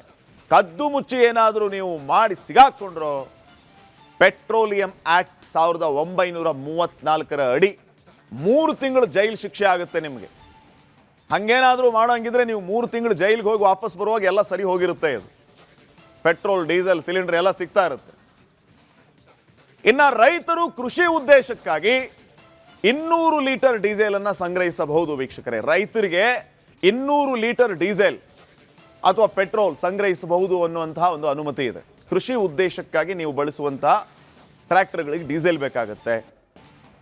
ಇತರೆ ಕೃಷಿ ಕೆಲಸಕ್ಕಾಗಿ ಟ್ರ್ಯಾಕ್ಟರ್ಗಳಿಗೆ ಡೀಸೆಲ್ ತುಂಬ ಅಗತ್ಯ ಇರುತ್ತೆ. ಹೀಗಾಗಿ ನೀವು 200 ಲೀಟರ್ ಡೀಸೆಲನ್ನು ಸಂಗ್ರಹಿಸಿಟ್ಕೋಬಹುದು ನಿಮ್ಮ ಮನೆಗಳಲ್ಲಿ. ಅದು ರೈತರಿಗೆ ಮಾತ್ರ, ಕೃಷಿಗಾಗಿ ಮಾತ್ರ. ಟೆಲಿಕಾಂ ಕಂಪನಿಗಳ ಜನರೇಟರ್ಗಾಗಿ ಸ್ಪೆಷಲ್ ಪರ್ಮಿಷನ್ ಕೂಡ ಇರುತ್ತೆ, ಅವರು ಕೂಡ ಸ್ಟಾಕ್ ಇಟ್ಕೋಬಹುದು. ಇನ್ನು ದೆಹಲಿಯಲ್ಲಿ ಯಾವ ರೀತಿಯ ನಿಯಮ ಇದೆ ಅಂತಂದರೆ 10 ವರ್ಷದ ಹಳೆ ವಾಹನಗಳಿಗೆ ಅವರು ಡೀಸೆಲೇ ಕೊಡೋಂಗಿಲ್ಲ. 10 ವರ್ಷ ಹಳೆಯ ವಾಹನ ಅಂತ ಗೊತ್ತಾದರೆ ಡೀಸೆಲ್ ಕೊಡಲ್ಲ. 15 ವರ್ಷದ ಹಳೆಯ ವಾಹನ ಅಂತ ಗೊತ್ತಾದರೆ ಪೆಟ್ರೋಲ್ ನಿಮಗೆ ಸಿಗಲ್ಲ. ಹೆಂಗೆ ಗೊತ್ತಾಗುತ್ತೆ ಇದು 10 ವರ್ಷ ಹಳೆಯದು 15 ವರ್ಷ ಹಳೆಯದು ಅಂತ? ನಿಮ್ಮ ರಿಜಿಸ್ಟರ್ ನಂಬರ್ ಹಾಕ್ತಾರೆ. ನಂಬರ್ ಹಾಕಿದ ತಕ್ಷಣ ಮಾಡೆಲ್ ಎಷ್ಟರದ್ದು ಅಂತ ಗೊತ್ತಾಗುತ್ತೆ. ಗೊತ್ತಾಯಿತು ಅಂತಂದರೆ ನಿಮಗೆ ಪೆಟ್ರೋಲು ಸಿಗಲ್ಲ, ಡೀಸೆಲು ಸಿಗಲ್ಲ. ಸೊ ಈ ರೀತಿಯ ನಿಯಮಾವಳಿಗಳು ಪೆಟ್ರೋಲ್ ಮತ್ತು ಡೀಸೆಲ್ನ ಸಂಗ್ರಹಕ್ಕೆ ಇದೆ. ಇನ್ನು ನೆಕ್ಸ್ಟ್, ಗ್ಯಾಸ್ ಬರದ ನಡುವೆ 1 ಸಿಲಿಂಡರ್ ನೀಡಿ 1 ತಿಂಗಳು ಫ್ರೀ ಬಿರಿಯಾನಿ ಆಫರ್ ನೀಡಿದ್ದ ಹೋಟೆಲ್ ಸಂಕಷ್ಟಕ್ಕೆ ಸಿಕ್ಕಾಕೊಂಡಿದೆ. ಆಫರ್ ನೀಡಿದ ಬೆನ್ನಲ್ಲೇ ಆನೇಕಲ್ನ ಹೋಟೆಲ್ಗೆ ಜನರು ಸಿಲಿಂಡರ್ನ ಹೊತ್ಕೊಂಡು ಬರ್ತಾ ಇದ್ದಾರೆ. ನಮ್ಮ ಸಿಲಿಂಡರ್ ತಗೊಳ್ಳಿ, ನಮಗೊಂದು ತಿಂಗಳು ಬಿರಿಯಾನಿ ಕೊಡಿ ಅಂತ. ಗ್ರಾಹಕರ ಈ ವರಸೆನ ಕಂಡು ಹೋಟೆಲ್ ಮಾಲೀಕರು ಶಾಕ್ ಆಗಿದ್ದಾರೆ. ಗೃಹ ಬಳಕೆಗೆ ಆಫರ್ ಸಿಗಲ್ಲ, ಕಮರ್ಷಿಯಲ್ ಸಿಲಿಂಡರ್ ಬೇಕು ಅಂತ ಹೇಳ್ತಾ ಇದ್ದಾರೆ. ಸಿಲಿಂಡರ್ ಶಾರ್ಟೇಜ್ ಆಗಿದ್ರಿಂದ ನಾವೊಂದು ಆಫರ್ ಬಿಟ್ಟಿದ್ದೀವಿ. 1 ಕಮರ್ಷಿಯಲ್ ಸಿಲಿಂಡರ್ ಕೊಟ್ಟರೆ ತಿಂಗಳು ಪೂರ್ತಿ ಬಿರಿಯಾನಿ ಫ್ರೀ, ಅಂದರೆ 30 ಡೇಸ್ಗೂ ಬಿರಿಯಾನಿ ಫ್ರೀ ಕೊಡ್ತಾ ಇದ್ದೀವಿ. ಇಲ್ಲಿ 30 ಮೆಂಬರ್ಸ್ ಕೆಲಸ ಮಾಡ್ತಾರೆ. ಆದ್ರಿಂದ ನಾವು ಹೋಟೆಲ್ ಕೂಡ ಮುಚ್ಚಕ್ಕಾಗಲ್ಲ. ಸುತ್ತಮುತ್ತ ಫುಲ್ಲು ಕಂಪ್ನೀಸ್ ಎಲ್ಲ ಇರೋದ್ರಿಂದ ಬಂದವ್ರಿಗೂ ನಾವು ಫುಡ್ ಇಲ್ಲ ಅಂತ ಅನ್ನೋಕ್ಕಾಗಲ್ಲ. ಆಲ್ರೆಡಿ ಸಿಲಿಂಡರ್ ಶಾರ್ಟೇಜಿಂದ ಬ್ರೇಕ್ಫಾಸ್ಟ್ ಎಲ್ಲ ಸ್ಟಾಪ್ ಮಾಡಿದ್ದೀವಿ. ಮನೆ ಸಿಲಿಂಡರ್ ಕೊಡ್ತೀನಿ ಅಂತ ಬರ್ತಾರೆ, ಬಟ್ ಮನೆ ಸಿಲಿಂಡರ್ ಯೂಸ್ ಮಾಡೋಕ್ಕಾಗಲ್ಲ, ಕಮರ್ಷಿಯಲ್ ಸಿಲಿಂಡರ್ ಮಾತ್ರ ಯೂಸ್ ಮಾಡಬೇಕು. ಎನ್ಕ್ವೈರಿ ತುಂಬಾ ಜನ ಮಾಡಿದ್ದಾರೆ, ಬಟ್ ಇನ್ನೂ ಬಂದಿಲ್ಲ. ಜನ ಬರ್ತಾ ಇರೋದು ನೋಡಿದ್ರೆ ಇವರು ತಿಂಗಳಾನ್ಗಟ್ಲೆ ಅಲ್ಲ, ವರ್ಷಾನ್ಗಟ್ಲೆ ಫ್ರೀ ಬಿರಿಯಾನಿ ಕೊಡಬೇಕಾಗತ್ತೆ. ಆ ಮಟ್ಟಿಗೆ ಸಿಲಿಂಡರ್ಗಳು ಬರ್ತಾ ಇದೆ ಅಂತ. ಇನ್ನು ಹಾರ್ಮುಜಿಂದ ಆಗುವಂತಹ ತೊಂದರೆಗೆ ಪರಿಹಾರ ಸಿಕ್ಕಿದೆ. ಇನ್ಮುಂದೆ ಭಾರತದಲ್ಲಿ ತೈಲಕ್ಕೆ ಯಾವ ಸಂಕಷ್ಟವೂ ಕೂಡ ಇರೋದಿಲ್ಲ. ರಷ್ಯಾದಿಂದ ದೊಡ್ಡ ಪ್ರಮಾಣದಲ್ಲಿ ತೈಲ ಖರೀದಿ ಮಾಡಿದೆ ಭಾರತ. ಇಂಥ ಸಂದಿಗ್ಧ ಪರಿಸ್ಥಿತಿಯಲ್ಲಿ ನಾವು ಹೆಚ್ಚು ಇರಾನ್ ಅಥವಾ ಹಾರ್ಮುಜ್ ಜಲಮಾರ್ಗವನ್ನು ನಂಬಿಕೊಂಡರೆ ಇಲ್ಲಿ ನಮ್ಮ ದೇಶಕ್ಕೆ ತೊಂದರೆಯಾಗುತ್ತೆ ಅಂತ ಹೇಳಿ ಪರ್ಯಾಯ ಮಾರ್ಗವನ್ನೂ ಕೂಡ ಭಾರತ ಕಂಡುಕೊಂಡಿದೆ. ಅಂದರೆ ಈ ಹಾರ್ಮುಜ್ ಜಲಮಾರ್ಗವನ್ನು ಸಂಪೂರ್ಣವಾಗಿ ಬಿಟ್ಟಿಯೇ ಇಲ್ಲ, ಅಥವಾ ಇರಾನ್ ಜೊತೆಗೆ ವ್ಯವಹಾರವೇ ಬೇಡ ಅಂತ ಏನಿಲ್ಲ. ಇರಾನ್ ಜೊತೆಗೆ ಬರೋದು ಅದರ ಪಾಡಿಗೆ ಬರ್ತಾನೆ ಇದೆ. ಹೆಚ್ಚುವರಿಯಾಗಿ ರಷ್ಯಾದಿಂದನೂ ಕೂಡ ಈಗ ಖರೀದಿ ಮಾಡುವ ಕೆಲಸ ಆಗಿದೆ. ಸೊ ರಷ್ಯಾದಿಂದ ದೊಡ್ಡ ಪ್ರಮಾಣದಲ್ಲಿ ತೈಲ ಖರೀದಿ ಮಾಡಿದೆ ಭಾರತ. ತೈಲ ಹೊತ್ತ ಮೊದಲ ಬ್ಯಾಚ್ ಮುಂದಿನ ತಿಂಗಳು ಬರುತ್ತೆ. ಮೊದಲ ಬ್ಯಾಚಲ್ಲಿ ವೀಕ್ಷಕರೇ 6 ಕೋಟಿ ಬ್ಯಾರಲ್ ತೈಲ ಬರಲಿದೆಯಂತೆ. 6 ಕೋಟಿ ಬ್ಯಾರಲ್. ಫೆಬ್ರವರಿಯಲ್ಲಿ 3 ಕೋಟಿ ಬ್ಯಾರಲ್ ತೈಲ ಖರೀದಿ ಮಾಡಿತ್ತು ಭಾರತ. ಮೊದಲು ರಷ್ಯಾದ ತೈಲ ಕಡಿಮೆ ಬೆಲೆಯಲ್ಲಿ ದೊರೆಯುತ್ತಿತ್ತು. ಕಡಿಮೆ ಬೆಲೆ ಇದ್ದಾಗ ದೊಡ್ಡ ಪ್ರಮಾಣದಲ್ಲಿ ಆಮದಾಗ್ತಾ ಇತ್ತು. ಕಚ್ಚಾ ತೈಲದ ಬೆಲೆ ಹೆಚ್ಚಾಗ್ತಾ ಇದ್ದಂತೆಯೇ ಆಟೋಮೆಟಿಕ್ಲಿ ಆಮದನ್ನು ಸ್ವಲ್ಪ ಕಡಿಮೆ ಮಾಡಿದ್ದಾರೆ. ಭಾರತವು ರಷ್ಯಾದಿಂದ ತೈಲ ಖರೀದಿ ಯಾವತ್ತೂ ಕೂಡ ನಿಲ್ಲಿಸಿಲ್ಲ. ಅಮೆರಿಕ ಹೇಳಿದ್ದು ಇದನ್ನೇ, ನೀವು ರಷ್ಯಾದಿಂದ ತೈಲ ಖರೀದಿ ಮಾಡಬಾರ್ದು ಅಂತ ಹೇಳಿ. ಆದರೆ ಅಮೆರಿಕಾದ ಈ ಮಾತಿಗೆ ಭಾರತ ಕೌಡೆ ಕಾಸಿನ ಕಿಮ್ಮತ್ತು ಕೊಡಲಿಲ್ಲ. ನಾವು ಯಾರ ಜೊತೆ ವ್ಯವಹಾರ ಮಾಡಬೇಕು, ಏನು ವ್ಯವಹಾರ ಮಾಡಬೇಕು ಅಂತ ನಿಮ್ಮನ್ನು ಕೇಳಿ ಮಾಡುವಂತಹ ದರ್ದು ನಮಗೆ ಬಂದಿಲ್ಲ. ನಮ್ಮ ದೇಶ, ನಮ್ಮ ವ್ಯವಹಾರ ನಾವು ಮಾಡ್ಕೋತೀವಿ, ನೀವು ನಿಮ್ಮ ಬಿಸ್ನೆಸ್ ಅನ್ನು ನೋಡ್ಕೊಳ್ಳಿ ಅಂತ ಟ್ರಂಪ್ಗೆ ಮುಖಭಂಗ ಆಗುವ ರೀತಿಯಲ್ಲಿ ಉತ್ತರ ಕೊಟ್ಟಿತ್ತು ನಮ್ಮ ಭಾರತ. ರಷ್ಯಾದಿಂದ ತೈಲ ಖರೀದಿಗೆ ಕೆಲ ದೇಶಗಳಿಗೆ ಟ್ರಂಪ್ ಬ್ರೇಕ್ ಹಾಕಿದ್ದಾರೆ. ಆದರೆ ರಷ್ಯಾದಿಂದ ಭಾರತಕ್ಕೆ ಅಪಾರ ಪ್ರಮಾಣದ ತೈಲ ಈಗಲೂ ಬರ್ತಾ ಇದೆ. ಅದರಲ್ಲಿ ಯಾವುದೇ ರೀತಿಯ ಸಂಶಯ ಇಲ್ಲ. ಮೊನ್ನೆ ಬಂದಿದೆ, ಮುಂದೆಯೂ ಬರುತ್ತೆ. ಇನ್ನೊಂದು ತಿಂಗಳಿಗೆ ಇನ್ನೊಂದು ದೊಡ್ಡ ಹಡಗು ಕೂಡ ರಷ್ಯಾದಿಂದ ಬರುತ್ತೆ. Welcome back. ಮಧ್ಯಪ್ರಾಚ್ಯದಲ್ಲಿ ಭಾರತಕ್ಕೆ ದೊಡ್ಡ ಗೆಲುವು ಸಿಕ್ಕಿದೆ. ಭಾರತದ ಹಡಗುಗಳಿಗೆ ಯಾವುದೇ ಅಡ್ಡಿ ಮಾಡೋದಿಲ್ಲ ಅಂತ ಇರಾನ್ ಹೇಳಿದೆ. ಅಲ್ಲದೆ 5 ದೇಶಗಳಿಗೆ ಸಿಹಿ ಸುದ್ದಿಯನ್ನ ಇರಾನ್ ನೀಡಿದೆ.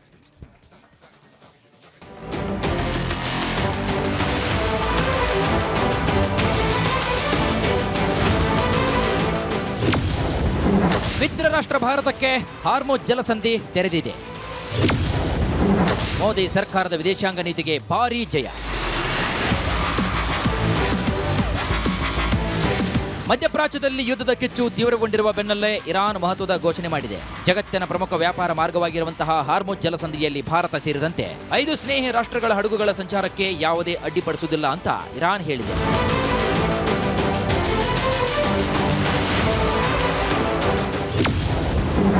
ಭಾರತಕ್ಕೆ ಭರ್ಜರಿ ಜಯ. 5 ದೇಶಗಳ ಹಡಗುಗಳಿಗೆ ಯಾವುದೇ ಅಡ್ಡಿ ಮಾಡೋದಿಲ್ಲ ಅಂತ ಇರಾನ್ನ ವಿದೇಶಾಂಗ ಸಚಿವ ಅಬ್ಬಾಸ್ ಅರಾಗ್ಚಿ ಹೇಳಿದ್ದಾರೆ. ಭಾರತ, ರಷ್ಯಾ, ಚೀನಾ, ಪಾಕಿಸ್ತಾನ ಮತ್ತು ಇರಾಕ್ಗೆ ತೊಂದರೆ ಮಾಡಲ್ಲ. 5 ದೇಶಗಳ ಹಡಗುಗಳಿಗೆ ಸುರಕ್ಷಿತವಾಗಿ ಸಾಗಲು ಅನುಮತಿ ನೀಡಿದ್ದೇವೆ. ನಾವು ಹಾರ್ಮುಜ್ ಜಲಸಂಧಿ ಸಂಪೂರ್ಣವಾಗಿ ಮುಚ್ಚಿಲ್ಲ. ಸ್ನೇಹ ಸಂಬಂಧ ಹೊಂದಿರುವಂತಹ ದೇಶಗಳಿಗೆ ತೊಂದರೆ ಮಾಡಲ್ಲ. 5 ದೇಶಗಳ ಹಡಗುಗಳಿಗೆ ಸಂಚರಿಸಲು ಅವಕಾಶ ನೀಡಲಾಗುತ್ತಿದೆ ಅಂತ ಅರಾಗ್ಚಿ ಹೇಳಿದ್ದಾರೆ.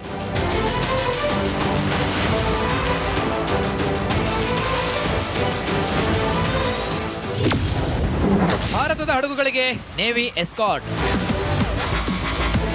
ಭಾರತದ ಫೈನ್ ಗ್ಯಾಸ್ ಜಗ್ ವಸಂತ್ ನೌಕೆಗಳಿಗೆ ನೇವಿ ಬೆಂಗಾವಲು ನೀಡಿದೆ.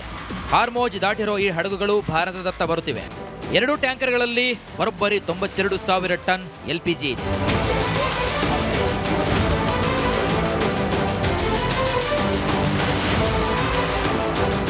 ಕೆಲವು ದಿನಗಳ ಹಿಂದಷ್ಟೇ ಭಾರತದ 2 ಹಡಗು, ಬಾಂಗ್ಲಾದೇಶದ ಹಡಗುಗಳು ಇರಾನ್ನ ಸುರಕ್ಷಿತವಾಗಿ ಸಂಚರಿಸಿವೆ.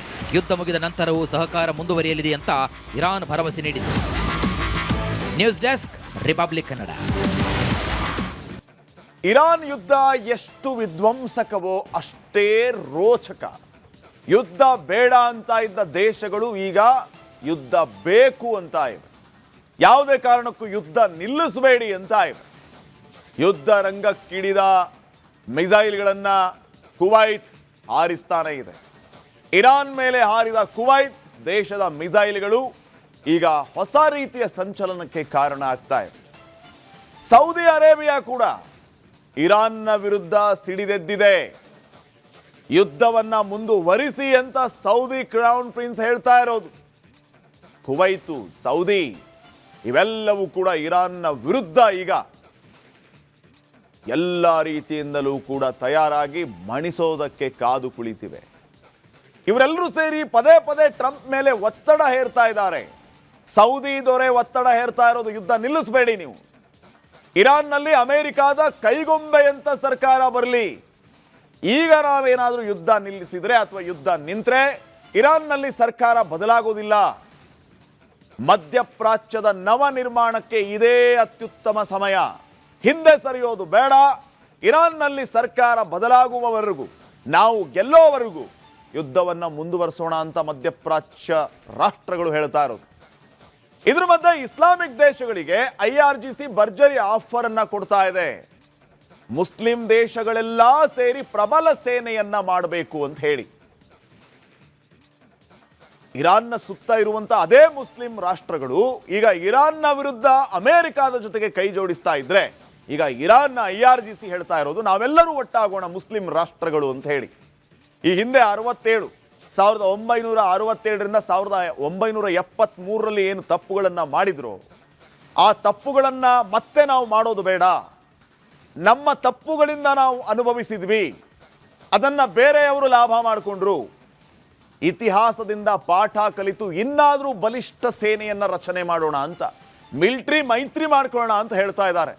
ಎಲ್ಲ ಮುಸ್ಲಿಂ ರಾಷ್ಟ್ರಗಳ ಸೈನಿಕರು ಒಂದು ಕಡೆ ಸೇರೋಣ, ಇಂಥವರಿಗೆ ಪಾಠ ಕಲಿಸೋಣ ಅಂತ. ಆದರೆ ಅದೇ ಮುಸ್ಲಿಂ ರಾಷ್ಟ್ರಗಳು ಇರಾನ್ನ ವಿರುದ್ಧ ತೊಡೆ ತಟ್ಟಿವೆ.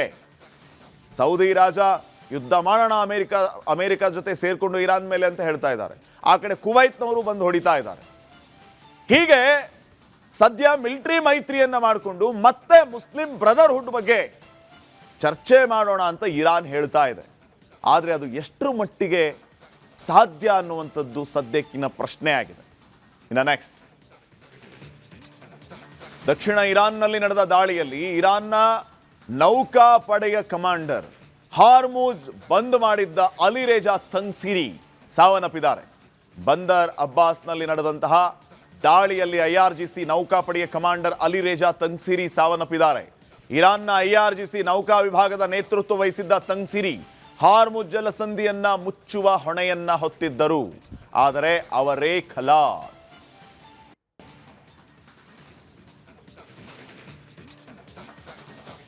ಇಸ್ರೇಲ್ ಎಂಥ ಕರಾರುವಕ್ಕು ದಾಳಿ ಮಾಡುತ್ತೆ ಅಂತಂದ್ರೆ, ತನಗೆ ಬೇಡವಾದಂಥ ಶತ್ರು ಎಲ್ಲೇ ಅಡಗಿ ಕುಳಿತಿದ್ರು ಕೂಡ ಈ ಮೊಸಾದ್ ಕಾರ್ಯಾಚರಣೆಯನ್ನ ಮಾಡ್ತು ಅಂದ್ರೆ ಯಾವುದೇ ರೀತಿ ಹುಸಿ ಹೋಗಲ್ಲ. ಒಬ್ಬೊಬ್ಬರೇ ನಾಯಕರನ್ನ ಇರಾನ್ ಕಳೆದುಕೊಳ್ತಾ ಇದೆ. ಇಸ್ರೇಲ್ನವರು, ಅಮೆರಿಕಾದವರು ಹುಡುಕಿ ಹುಡುಕಿ ಹೊಡಿತಾ ಇದ್ದಾರೆ. ಮೊದಲನೇದಾಗಿ ಅಲಿ ಖಮೇನಿ, ಇರಾನ್ನ ಸರ್ವೋಚ್ಚ ನಾಯಕ, ಖಲಾಸ್. ಅದಾದ್ಮೇಲೆ ಅಲಿ ಲಾರಿಜಾನಿ, ಭದ್ರತಾ ಮುಖ್ಯಸ್ಥ, ಖಲಾಸ್. ಅಲಿ ಶಂಖಾನಿ, ಹಿರಿಯ ಭದ್ರತಾ ಸಲಹೆಗಾರ, ಈತನನ್ನು ಹೊಡೆದಾಕಿದೆ. ಇನ್ನು general Abdul Mousavi, chief of armed force, ಈತನ ಕಥೆಯನ್ನು ಮುಗಿಸಿದ್ರು ಇಸ್ರೇಲ್ ಅವರು. ಮೊಹಮ್ಮದ್ ಪಾಕ್ ಫೋರ್, IRGCಯ ಕಮಾಂಡರ್ ಇನ್ ಚೀಫ್, ಈತನನ್ನು ಖಲಾಸ್ ಮಾಡಿದರು. ಅಹಮದ್ ವಹೀದಿ, IRGCಯ ಕಮಾಂಡರ್ ಇನ್ ಚೀಫ್, ಈತನ ಕಥೆನೂ ಫಿನಿಶ್ ಆಯಿತು. Gholamzadeh Soleimani, Basij commander. ಯಾವ ರೀತಿ ಈತನನ್ನು ಮುಗಿಸಿದ್ರು ಅಂತಂದರೆ, ಅಕ್ಕಪಕ್ಕ ಇರೋರಿಗೂ ಕೂಡ ಯಾವುದೇ ರೀತಿಯ ತೊಂದರೆ ಆಗಬಾರ್ದು. ಸೊಲೈಮಾನಿನ ಮಾತ್ರ ಟಾರ್ಗೆಟ್ ಮಾಡಿ ಸೊಲೈಮಾನಿನ ಮಾತ್ರ ಹೊಡೆದ್ರು. ಹೆಂಗೆ ಹೊಡೆದ್ರು ಅಂತಲೂ ಗೊತ್ತಾಗಂಗಿಲ್ಲ. ಆ ಮಟ್ಟಿಗೆ ನಿಖರವಾದ ದಾಳಿಯನ್ನು ಮಾಡಿದ್ದು ಸೊಲೈಮಾನಿ ಮೇಲೆ ಇಸ್ರೇಲ್ ಅವರು. ಇನ್ನು ನ್ಯೂಕ್ಲಿಯರ್ ವಿಭಾಗದ ಜಬಲ್ ಅಮಿಲಿಯನ್, ಈತನ ಕತೆ ಫಿನಿಶ್. ಅಜೀಜ್ ನಾಸಿರ್ ಜಾದೆ, ರಕ್ಷಣಾ ಸಚಿವ, ಖಲಾಸ್. ಈಗ ಅಲಿರೇಜಾ ತಂಗ್ಸಿರಿ, ನೌಕಾಪಡೆಯ ಮುಖ್ಯಸ್ಥ. ಹಿಂಗೆ ಲಿಸ್ಟ್ ಇನ್ನೂ ಕೂಡ ಬೆಳೀತಾ ಹೋಗುತ್ತೆ ಅಂತ ಇಸ್ರೇಲ್, ಅಮೆರಿಕ ಹೇಳ್ತಾ ಇದೆ. ಒಬ್ಬೊಬ್ಬರನ್ನೇ ನಾವು ಮುಗಿಸ್ತಾ ಹೋಗ್ತೀವಿ, ನೀವು ನಿಮ್ಮ ಸರ್ವೋಚ್ಚ ನಾಯಕರನ್ನ, ಎಲ್ಲ ರೀತಿಯ ನಾಯಕರನ್ನ ಕಳ್ಕೊಳ್ತಾ ಹೋಗ್ತೀರಿ ಅಂತಾನೂ ಕೂಡ ಇಸ್ರೇಲ್ ಎಚ್ಚರಿಸಿದೆ. ನೆಕ್ಸ್ಟ್, ಇರಾನ್ ಯುದ್ಧ ನಿಲ್ಲಿಸ್ತೀವಿ ಅಂತ ಪಾಕಿಸ್ತಾನ್ ದೊಡ್ಡದಾಗಿ ಬಿಲ್ಡಪ್ ಕೊಡ್ತಾ ಇದೆ. ಆದರೆ ಅದೇ ಪಾಕಿಸ್ತಾನವನ್ನ ಅಫ್ಘಾನಿಸ್ತಾನ್ ಅಟ್ಟಾಡಿಸಿ ಹೊಡಿತಾ ಇದೆ. ಮೊದಲು ನಿಮ್ಮನ್ನು ನೀವು ಕಾಪಾಡಿಕೊಳ್ಳಿ ಅಂತ ಹೇಳ್ತಾ ಇದೆ.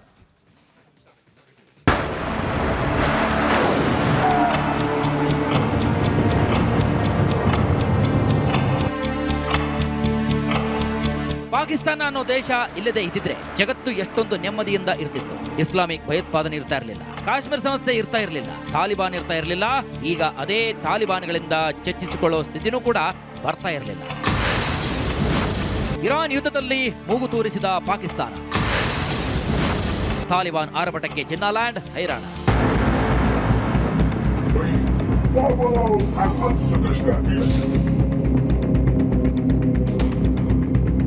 ಹೆಂಗಾದ್ರೂ ಮಾಡಿ ಪಾಕಿಸ್ತಾನದ ಜಾಗತಿಕ ಸ್ಥಾನಮಾನ ಬಲಪಡಿಸಿಕೊಂಡು ಕಂಡ ದೇಶಗಳ ಬಳಿ ಭಿಕ್ಷೆಯನ್ನ ಎತ್ತೋಕೆ ಬಂಕರ್ ಮುನೀರ್, ಶಹಬಾಜ್ ಶರೀಫ್ ಪ್ಲಾನ್ ಮಾಡಿದ್ರು. ಅಮೆರಿಕ, ಇಸ್ರೇಲ್ ಮತ್ತು ಇರಾನ್ ನಡುವೆ ನಡೀತಾ ಇರುವಂತಹ ಯುದ್ಧದಲ್ಲಿ ಮಧ್ಯವರ್ತಿ ಪಾತ್ರವನ್ನು ವಹಿಸಲು ಪ್ರಯತ್ನ ಮಾಡ್ತಾ ಇದೆ. ಆದರೆ ಈಗ ಅಫ್ಘಾನಿಸ್ತಾನದಲ್ಲಿ ಅಧಿಕಾರದಲ್ಲಿರುವಂತಹ ತಾಲಿಬಾನ್ 3 ಮಿಲಿಟರಿ ಪೋಸ್ಟ್ಗಳನ್ನ ನಾಶಪಡಿಸಿ ಪಾಕಿಸ್ತಾನಕ್ಕೆ ದೊಡ್ಡ ಹೊಡೆತವನ್ನ ನೀಡಿದೆ. ಬೆಕ್ಕರ್ ಪಾಕಿಸ್ತಾನಕ್ಕೆ ಶಾಕ್ ಕೊಟ್ಟ ಅಫ್ಘಾನಿಸ್ತಾನ.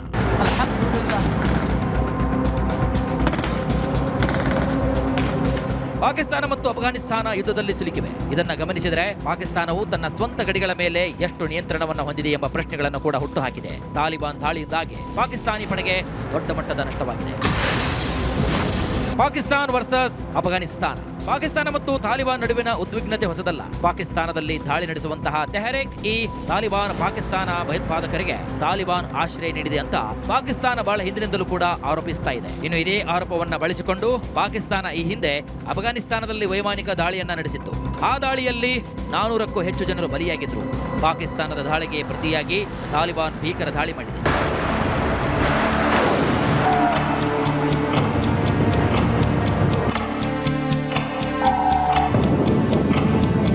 ಇರಾನ್ ಯುದ್ಧವನ್ನ ನಿಲ್ಲಿಸ್ತೀನಿ ಅಂತ ಮುನೀರ್, ಶಹಬಾಜ್ ಜಂಬವನ್ನ ಕಚ್ಚಿಕೊಳ್ಳುತ್ತಿದ್ದಾರೆ. ಆದರೆ ಮೊದಲು ನಿಮ್ಮ ಸಮಸ್ಯೆಯನ್ನು ಬಗೆಹರಿಸಿಕೊಳ್ಳಿ ಅಂತ ತಾಲಿಬಾನ್ ಹೇಳ್ತಾ ಇದೆ. News desk, Republic Kannada. ನೋಡಿ, ಯುದ್ಧ ಆರಂಭ ಆದಾಗಿಂದ ಅದರಲ್ಲೂ ಈ ಪೆಟ್ರೋಲ್ ಡೀಸೆಲ್ ಅಭಾವ ಸೃಷ್ಟಿಯಾಗುತ್ತೆ, ಹಾಗೆ ಹೀಗೆ ಅನ್ನುವಂತಹ ಸುದ್ದಿಗಳು ಓಡಾಡ್ತಾ ಇರೋದ್ರಿಂದ ಕಚ್ಚಾ ತೈಲ, ಕ್ರೂಡ್ ಆಯಿಲ್ ಅನ್ನೋದ್ರ ಬಗ್ಗೆ ಭಾರೀ ಕೇಳ್ತಿರ್ತೀವಿ ನಾವು. ಏನಿದು ಕಚ್ಚಾ ತೈಲ, ಒಂದು ಬ್ಯಾರಲ್ನಿಂದ ಏನೆಲ್ಲ ಉತ್ಪಾದನೆ ಆಗುತ್ತೆ ಅನ್ನೋದನ್ನು ನೋಡ್ತಾ ಹೋದರೆ, ಒಂದು ಬ್ಯಾರಲ್ ತೈಲ ಅಂದರೆ 159 ಲೀಟರ್ಗಳಿಗೆ ಸಮಾನ. ಸೌದಿಗೆ ಆ ಒಂದು ಬ್ಯಾರಲ್ ತೈಲವನ್ನು ತೆಗೆಯೋದಕ್ಕೆ ಖರ್ಚಾಗೋದು 470 ರೂಪಾಯಿ ವೀಕ್ಷಕರೇ. ಒಂದು ಬ್ಯಾರಲ್ ತೈಲವನ್ನು ಅವರು ಆಚೆ ತೆಗೆಯೋದಕ್ಕೆ ಖರ್ಚು ಮಾಡುವಂತಹ ದುಡ್ಡು 470 ರೂಪಾಯಿ. ತೆಗೆದ ಅದೇ ಬ್ಯಾರಲನ್ನು 7,518 ರೂಪಾಯಿಗೆ ಮಾರಾಟ ಮಾಡ್ತಾರವರು. ಖರ್ಚು ಮಾಡೋದು 470 ರೂಪಾಯಿ, ಅದನ್ನು ತಿರ್ಗಾ ಮಾರಾಟ ಮಾಡೋದು 7,518 ರೂಪಾಯಿಗೆ, 7,200 ರೂಪಾಯಿವರೆಗೂ ಲಾಭ. ಒಂದು ಬ್ಯಾರಲ್ ತೈಲ ಸಂಸ್ಕರಣೆ ಮಾಡೋದಕ್ಕೆ ಅಗೇನ್ 470 ರೂಪಾಯಿ ಖರ್ಚಾಗತ್ತೆ. ಸಂಸ್ಕರಿಸಿದ ತೈಲವನ್ನು 9,398 ರೂಪಾಯಿಗೆ ಮಾರ್ತಾರೆ ಅವರು. ಒಂದು ಬ್ಯಾರಲ್ ತೈಲವನ್ನು ಸಂಸ್ಕರಿಸಿದ್ರೆ ಹಲವು ರೀತಿಯ ಉತ್ಪನ್ನಗಳು ಸಿಗುತ್ತೆ. ಸಂಸ್ಕರಣೆ ಮಾಡಿದ ನಂತರ ಒಂದು ಬ್ಯಾರಲ್ ತೈಲದಲ್ಲಿ 72 ಲೀಟರ್ ಪೆಟ್ರೋಲ್ ಸಿಗುತ್ತೆ ಸಂಸ್ಕರಣೆ ಮಾಡಿದರೆ. ಅದೇ ಒಂದು ಬ್ಯಾರಲ್ ತೈಲದಲ್ಲಿ 40 ಲೀಟರ್ ಡೀಸೆಲ್ ಸಿಗುತ್ತೆ, 16 ಲೀಟರ್ನಷ್ಟು ಜೆಟ್ ಇಂಧನ ಸಿಗುತ್ತೆ, ವಿಮಾನದ ಇಂಧನ. ಇನ್ನು ಸುಮಾರು 8 ಲೀಟರ್ನಷ್ಟು LPGಯು ಸಿಗುತ್ತೆ, ಅಡುಗೆ ಅನಿಲ. 3 ಲೀಟರ್ನಷ್ಟು ಲೂಬ್ರಿಕೆಂಟ್ ಒಂದು ಬ್ಯಾರಲ್ ತೈಲದಿಂದ ಸಿಗುತ್ತೆ. ಒಂದು ಬ್ಯಾರಲ್ ತೈಲದಲ್ಲಿ 5 ಲೀಟರ್ ಬಿಟುಮೆನ್ ಅಂದರೆ ಡಾಂಬರ್ ಅದು ಸಿಗುತ್ತೆ. ಪೆಟ್ರೋಲ್, ಡೀಸೆಲ್, ಲೂಬ್ರಿಕೆಂಟ್, ಡಾಂಬರ್ ಇವೆಲ್ಲವೂ ಕೂಡ ಒಂದು ಬ್ಯಾರಲ್ ತೈಲದಿಂದ ಸಿಗುವಂತಹ ಉತ್ಪಾದನೆಗಳು. ಇದರಿಂದ ಈ ತೈಲ ರಾಷ್ಟ್ರಗಳು ಹೆಚ್ಚು ಹೆಚ್ಚು ಲಾಭವನ್ನು ಪಡೆದುಕೊಳ್ಳುತ್ತೆ. ಅವರು ಖರ್ಚು ಮಾಡೋದಷ್ಟು, ಆ ತೈಲವನ್ನು ಆಚೆ ತೆಗೆಯೋದಕ್ಕೆ 470 ರೂಪಾಯಿ, ಅದನ್ನು ಸಂಸ್ಕರಣೆ ಮಾಡೋದಕ್ಕೆ 470 ರೂಪಾಯಿ. ಸಂಸ್ಕರಣೆ ಮಾಡಿದಂತಹ ಬ್ಯಾರಲನ್ನು 9,000 ರೂಪಾಯಿಗೆ ಮಾರಾಟ ಮಾಡ್ತಾರೆ. ಈ ರೀತಿ ದುಡ್ಡು ಅವ್ರಿಗೆ ಬರುತ್ತೆ. ಇದರಿಂದ ಇಷ್ಟೆಲ್ಲ ಲಾಭ. ನೆಕ್ಸ್ಟ್, ಬೇಗ ಯುದ್ಧ ಮುಗಿಸುವ ಧಾವಂತದಲ್ಲಿ ಡೊನಾಲ್ಡ್ ಟ್ರಂಪ್ ಇರಾನ್ಗೆ ಧಮಕಿ ಹಾಕ್ತಾ ಇದ್ದಾರೆ. ಖಮೇನಿ ಸೇನೆಗೆ ಮಹಾ ವಿನಾಶದ ಎಚ್ಚರಿಕೆಯನ್ನು ಕೊಟ್ಟಿದ್ದಾರೆ.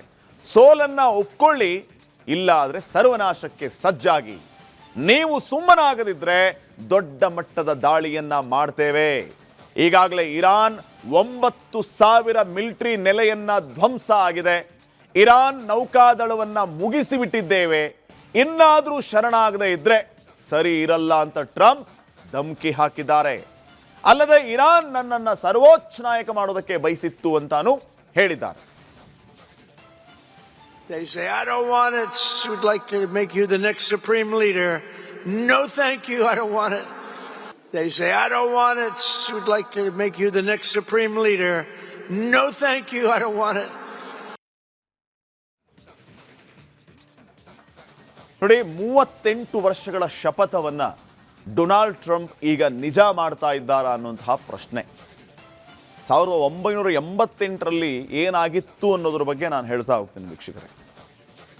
ಅಮೆರಿಕ ಅಧ್ಯಕ್ಷ, ಈಗ ಅಧ್ಯಕ್ಷ, ಈ ಹಿಂದೆ ಅಂದ್ರೆ 38 ವರ್ಷಗಳ ಹಿಂದೆ ಒಂದು ಸಂದರ್ಶನದಲ್ಲಿ ಡೊನಾಲ್ಡ್ ಟ್ರಂಪ್ ಒಂದು ಮಾತನ್ನ ಹೇಳ್ತಾರೆ ಇರಾನ್ನ ವಿಚಾರವಾಗಿ.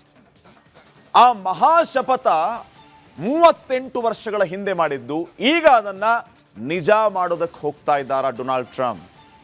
38 ವರ್ಷಗಳ ಹಳೆಯ ಸೇಡನ್ನ ತೀರಿಸಿಕೊಳ್ಳೋದಕ್ಕೆ ಟ್ರಂಪ್ ಈಗ ಸ್ಕೆಚ್ ಹಾಕ್ತಾ ಇದ್ದಾರೆ. ಇರಾನ್ ಅಹಂಕಾರವನ್ನ ಅಡಗಿಸೋದಕ್ಕೆ ಅವತ್ತೇ ಪ್ಲಾನ್ ಮಾಡಿದ್ದು ಡೊನಾಲ್ಡ್ ಟ್ರಂಪ್. 1988ರಲ್ಲಿ ಒಂದು ಸಂದರ್ಶನವನ್ನ ಡೊನಾಲ್ಡ್ ಟ್ರಂಪ್ ಅವರು ಕೊಡ್ತಾರೆ. ಆ ಸಂದರ್ಶನದಲ್ಲಿ ಹಲವು ವಿಚಾರಗಳ ಬಗ್ಗೆ ಡೊನಾಲ್ಡ್ ಟ್ರಂಪ್ ಪ್ರಸ್ತಾಪ ಮಾಡ್ತಾರೆ. ಮುಖ್ಯವಾಗಿ ಇರಾನ್ ಮಾನಸಿಕವಾಗಿ ಸೋಲಿಸ್ತಾ ಇದೆ, ಮೂರ್ಖರನ್ನಾಗಿ ಮಾಡ್ತಾ ಇದೆ, ಅವರನ್ನ ಮಣಿಸೋದಕ್ಕೆ ಖಾರ್ಗ್ ದ್ವೀಪವನ್ನ ವಶಕ್ಕೆ ಪಡಿಬೇಕು ಅಂತ ಇದೇ ಡೊನಾಲ್ಡ್ ಟ್ರಂಪ್ 38 ವರ್ಷಗಳ ಹಿಂದೆ ಹೇಳಿದ್ದರು. ಅವಾಗ ಇನ್ನೂ ಒಂದು ಮಾತನ್ನ ಹೇಳ್ತಾರೆ ಡೊನಾಲ್ಡ್ ಟ್ರಂಪ್, ಮುಂದೊಮ್ಮೆ ನಾನು ಅಮೆರಿಕಾದ ಅಧ್ಯಕ್ಷನಾಗಿ ಆಯ್ಕೆಯಾದರೆ ಅಮೆರಿಕಾದ ಒಬ್ಬನೇ ಸೈನಿಕನ ಮೇಲೆ ಇರಾನ್ ದಾಳಿಯನ್ನ ಮಾಡಿದರೆ ನಾನು ಇರಾನಿನ ಖಾರ್ಗ್ ದ್ವೀಪವನ್ನ ವಶಕ್ಕೆ ತಗೊಂಡೇ ತೀರ್ತೀನಿ ಅಂತ ಟ್ರಂಪ್ ಹೇಳಿದ್ರು. ದಶಕಗಳ ಹಿಂದೆ ನೀಡಿದ್ದ ಎಚ್ಚರಿಕೆ ಈಗ ಅಕ್ಷರಶಃ ನಿಜವಾಗ್ತಾ ಇದೆ. ಕಾರ್ಗ್ ಒಂದು ಅಮೆರಿಕದ ಕೈವಶ ಆಗ್ಬಿಟ್ರೆ ಇರಾನ್ನ ಖೇಲ್ ಖತಮ್. ಕಾರ್ಗ್ ಮೂಲಕವೇ ಹಾದು ಹೋಗುತ್ತೆ ಇರಾನ್ನ ತೈಲ. ಅಪಾರ ಪ್ರಮಾಣದ ತೈಲ ಭಂಡಾರ ಹೊಂದಿರುವಂಥದ್ದು ಅದೇ ಕಾರ್ಗ್ ದ್ವೀಪ. ಕಾರ್ಗ್ ಕೈವಶಕ್ಕಾಗಿ ಅಮೆರಿಕದ 4,500 ಕಮಾಂಡೋಗಳು ಸಿದ್ಧರಾಗಿದ್ದಾರೆ ವೀಕ್ಷಕರೇ. ಆದರೆ ಕಾರ್ಗ್ ದ್ವೀಪವನ್ನ ಕೈವಶ ಮಾಡಿಕೊಳ್ಳೋದು ಬಹಳ ಕಷ್ಟ ಇದೆ. ಅಷ್ಟು ಸುಲಭವಾಗಿ ಇರಾನ್ ಕಾರ್ಗ್ ದ್ವೀಪವನ್ನ ಬಿಟ್ಕೊಡೋದು ಕೂಡ ಸುಲಭ ಅಲ್ಲ. ಕಾರಣ ಹೆಜ್ಜೆ ಹೆಜ್ಜೆಗೆ ಲ್ಯಾಂಡ್ ಮೈನ್, ಸಮುದ್ರದಲ್ಲಿ ಸಿ ಮೈನ್ಗಳಿದೆ. ಏನಿದು ಲ್ಯಾಂಡ್ ಮೈನ್, ಏನಿದು ಸಿ ಮೈನ್ ಅಂದರೆ ನೆಲ ಬಾಂಬ್ಗಳು ಅಂತೀವಲ್ಲ ನಾವು. ನೀವು ಎಲ್ಲಿ ನಿಮ್ಮ ಪಾದವನ್ನು ಇಡ್ತೀರೋ ಆ ಪಾದದ ಕೆಳಗಡೆನೆ ಬಾಂಬ್ ಇರುತ್ತೆ. ನೀವು ಆ ಬಾಂಬ್ ಮೇಲೆ ಕಾಲಿಟ್ಟಿದ್ದು ನಿಮ್ಗೆ ಗೊತ್ತೇ ಆಗಲ್ಲ. ಆ ಜಾಗದಲ್ಲಿ ಲ್ಯಾಂಡ್ ಮೈನ್ ಇದೆ ಅಂದರೆ ನೆಲ ಬಾಂಬ್ ಇದೆ ಅಂತ ಗೊತ್ತೇನೇ ಆಗಲ್ಲ. ನೀವೊಂದ್ಸರಿ ಹೆಜ್ಜೆ ಇಟ್ಟು ಕಾಲು ಎತ್ತಿದ್ರೆ ಸಾಕು, ಅಲ್ಲೇ ಬ್ಲಾಸ್ಟ್. ಅದೇ ಲ್ಯಾಂಡ್ ಮೈನ್ ಅಂತ ಕರೆಯೋದು.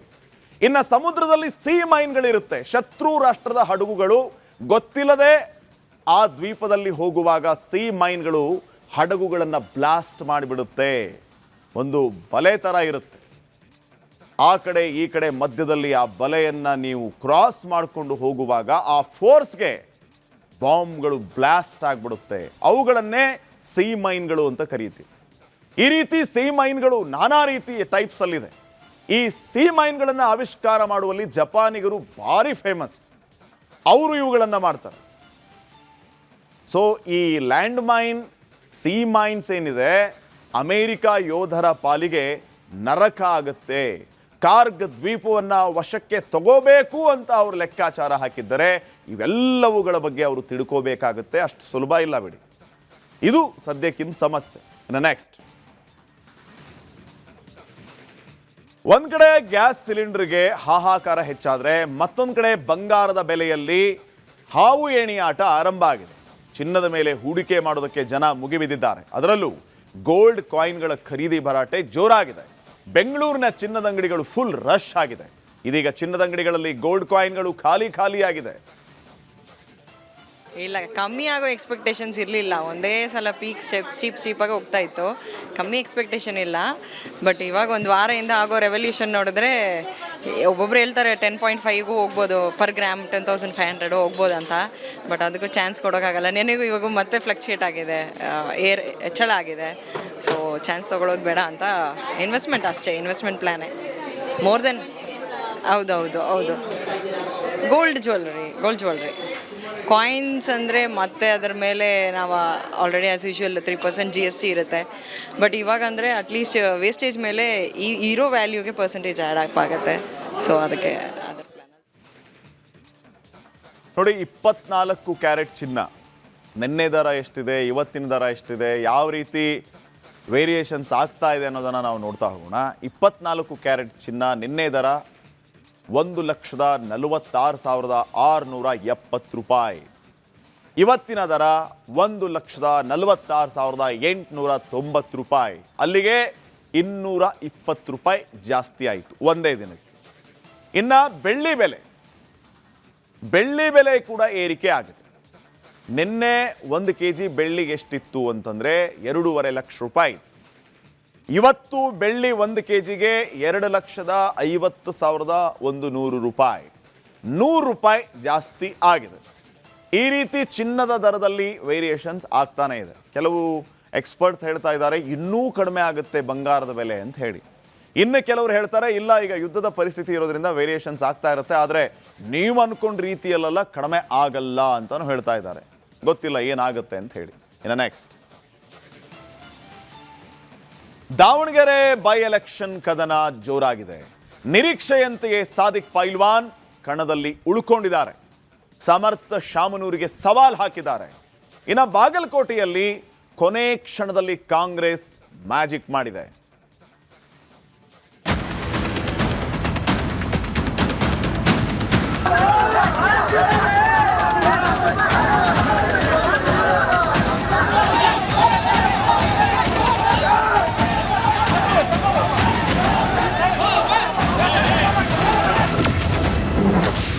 ದಾವಣಗೆರೆಯಲ್ಲಿ ಶ್ರೀನಿವಾಸ್ ವರ್ಸಸ್ ಸಮರ್ಥ್ ವರ್ಸಸ್ ಸಾದಿಕ್. ಕೊನೆಗೂ ನಾಮಪತ್ರ ವಾಪಸ್ ಪಡೆಯಲೇ ಇಲ್ಲ ಪೈಲ್ವಾನ್.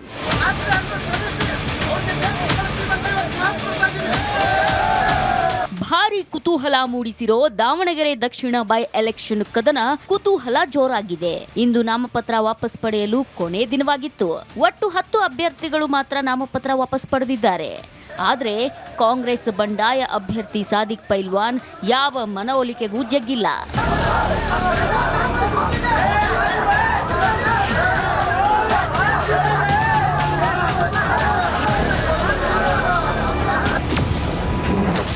ಸಂಧಾನ ವಿಫಲ, ಕಣದಲ್ಲಿ ಸಾದಿಕ್ ಪೈಲ್ವಾನ್.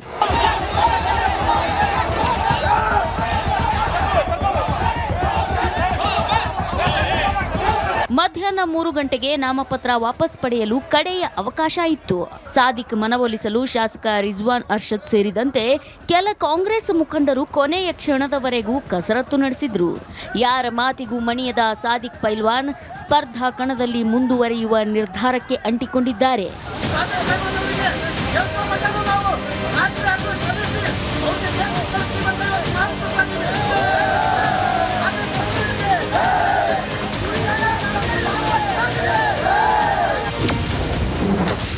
ನಾನು ಯಾವ ಕಾರಣಕ್ಕೂ ಹಿಂದೆ ಸರಿಯೋದಿಲ್ಲ.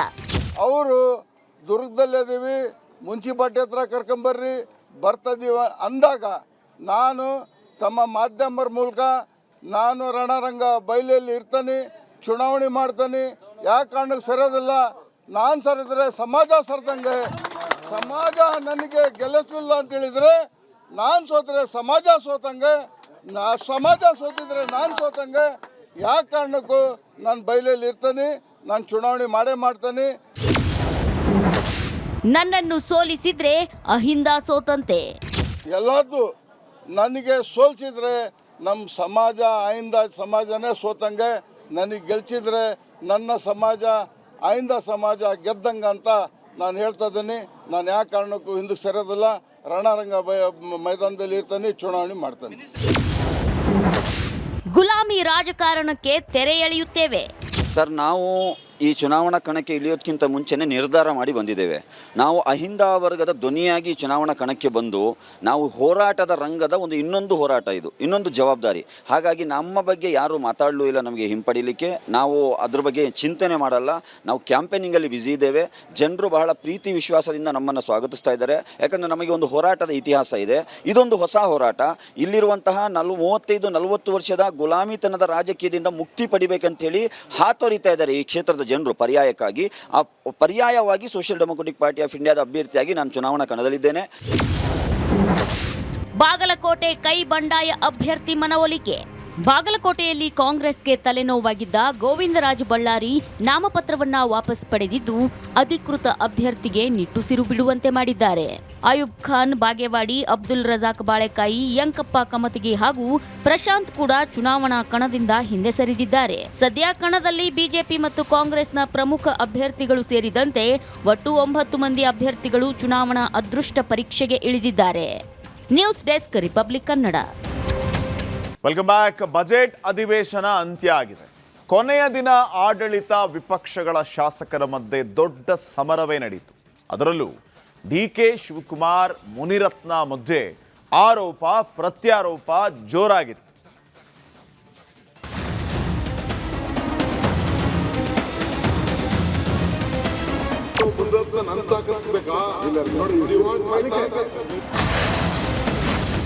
ರೇಪಿಸ್ಟ್ ಮುನಿರತ್ನ ಸುಮ್ಮನೆ ಕೂತ್ಕೋ. ಬಿಜೆಪಿ ಶಾಸಕನ ವಿರುದ್ಧ ಗುಡುಗಿದ ಡಿಸಿಎಂ. ವಿಧಾನಸಭೆ ಕಲಾಪದ ಕೊನೆಯ ದಿನವಾದ ಇಂದು ಡಿಸಿಎಂ ಡಿಕೆ ಶಿವಕುಮಾರ್ ಹಾಗೂ ಬಿಜೆಪಿ ಶಾಸಕ ಮುನಿರತ್ನ ನಡುವೆ ದೊಡ್ಡ ಜಟಾಪಟಿಯೇ ನಡೆಯಿತು. ವೈಯಕ್ತಿಕ ನಿಂದನೆ, ಆರೋಪ ಪ್ರತ್ಯಾರೋಪದಿಂದ ಸದನದಲ್ಲಿ ತೀವ್ರ ಕೋಲಾಹಲ ಸೃಷ್ಟಿಯಾಗಿತ್ತು. ಅಲ್ಲದೆ ಆಡಳಿತ ಮತ್ತು ವಿರೋಧ ಪಕ್ಷಗಳ ಸದಸ್ಯರ ಮಧ್ಯೆ ಮಾತಿನ ಚಕಮಕಿಗೂ ಕಾರಣವಾಯಿತು. ಅಶೋಕ್ ಅಣ್ಣಂಗೆ ಏಡ್ಸ್ ಇಂಜೆಕ್ಷನ್ ಮಾಡೋಕೆ ಹೋಗಿಲ್ಲ. ಅಶೋಕ್ ಅಣ್ಣಂಗೆ ಏಡ್ಸ್ ಚುಚ್ಚಕ್ಕೆ ಹೋದ ನಾನಲ್ಲ. ಏಡ್ಸ್ ಇಷ್ಟೊಂದು ಎಫ್ಐಆರ್ ಇದೆ. ಈಗ ಯಡಿಯೂರಪ್ಪನ ಮೇಲೆ ಏನಾಯ್ತು ಅಂತ ನನ್ನ ಹೇಳಬೇಕಾಗಿಲ್ಲ. ಮಾತಾಡಕ್ಕೆ ಅವಕಾಶ ಕೊಡ್ತೀರಾ ಇಲ್ಲ? ಮಾತಾಡಕ್ಕೆ ಅವಕಾಶ ಕೊಡ್ತೀರಾ ಇಲ್ಲ? ಇಂಡಿವಿಜುವಲ್ ಬೇಡ, ಇದು ಕಾರ್ಪೊರೇಷನ್ ಕೊಡ್ತೀರಾ ಇಲ್ವಾ? ಮುನಿರತ್ನ ನೀನು ರೇಪಿಸ್ಟ್ ಪುಡಿ ರೌಡಿ.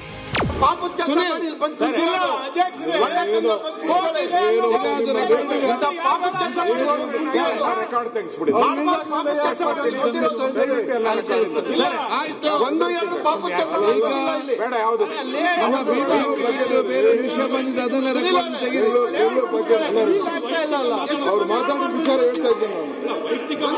ಕಸದ್ ಮಾತಾಡಲ್ಲ ಅವ್ರು.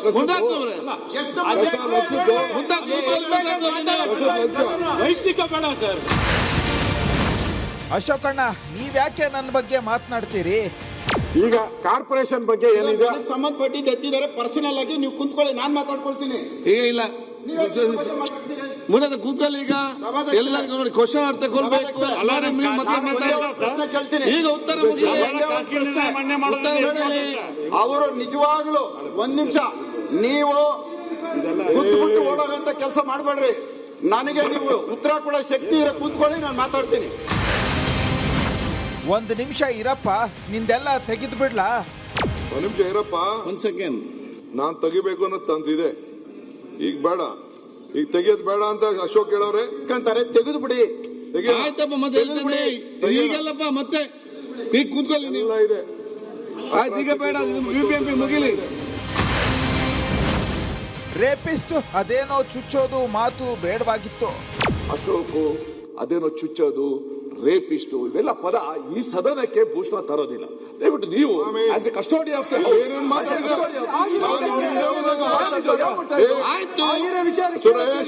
ನಾನು ಇಲ್ದೆ ಹೋದಾಗ ಇಲ್ಲೇನೇನ್ ನಡೆದಿದೆ?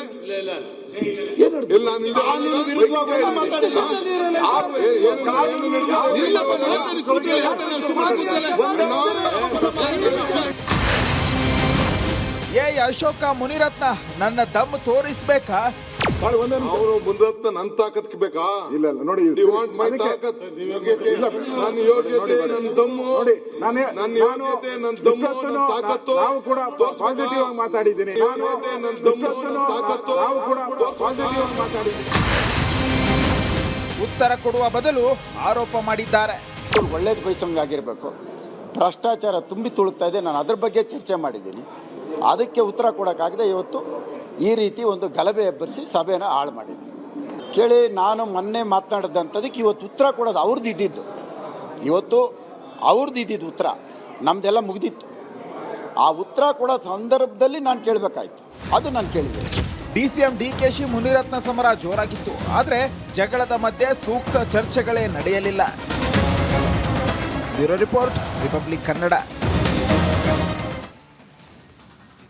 ಇದಾಗಿತ್ತು ಇವತ್ತಿನ ಕರ್ನಾಟಕ ಪ್ರೈಮ್ ಟೈಮ್. ನೋಡ್ತಾ ಇರಿ ರಿಪಬ್ಲಿಕ್ ಕನ್ನಡ, ಇದು ನಿಮ್ಮ ಧ್ವನಿ. ನಮಸ್ಕಾರ.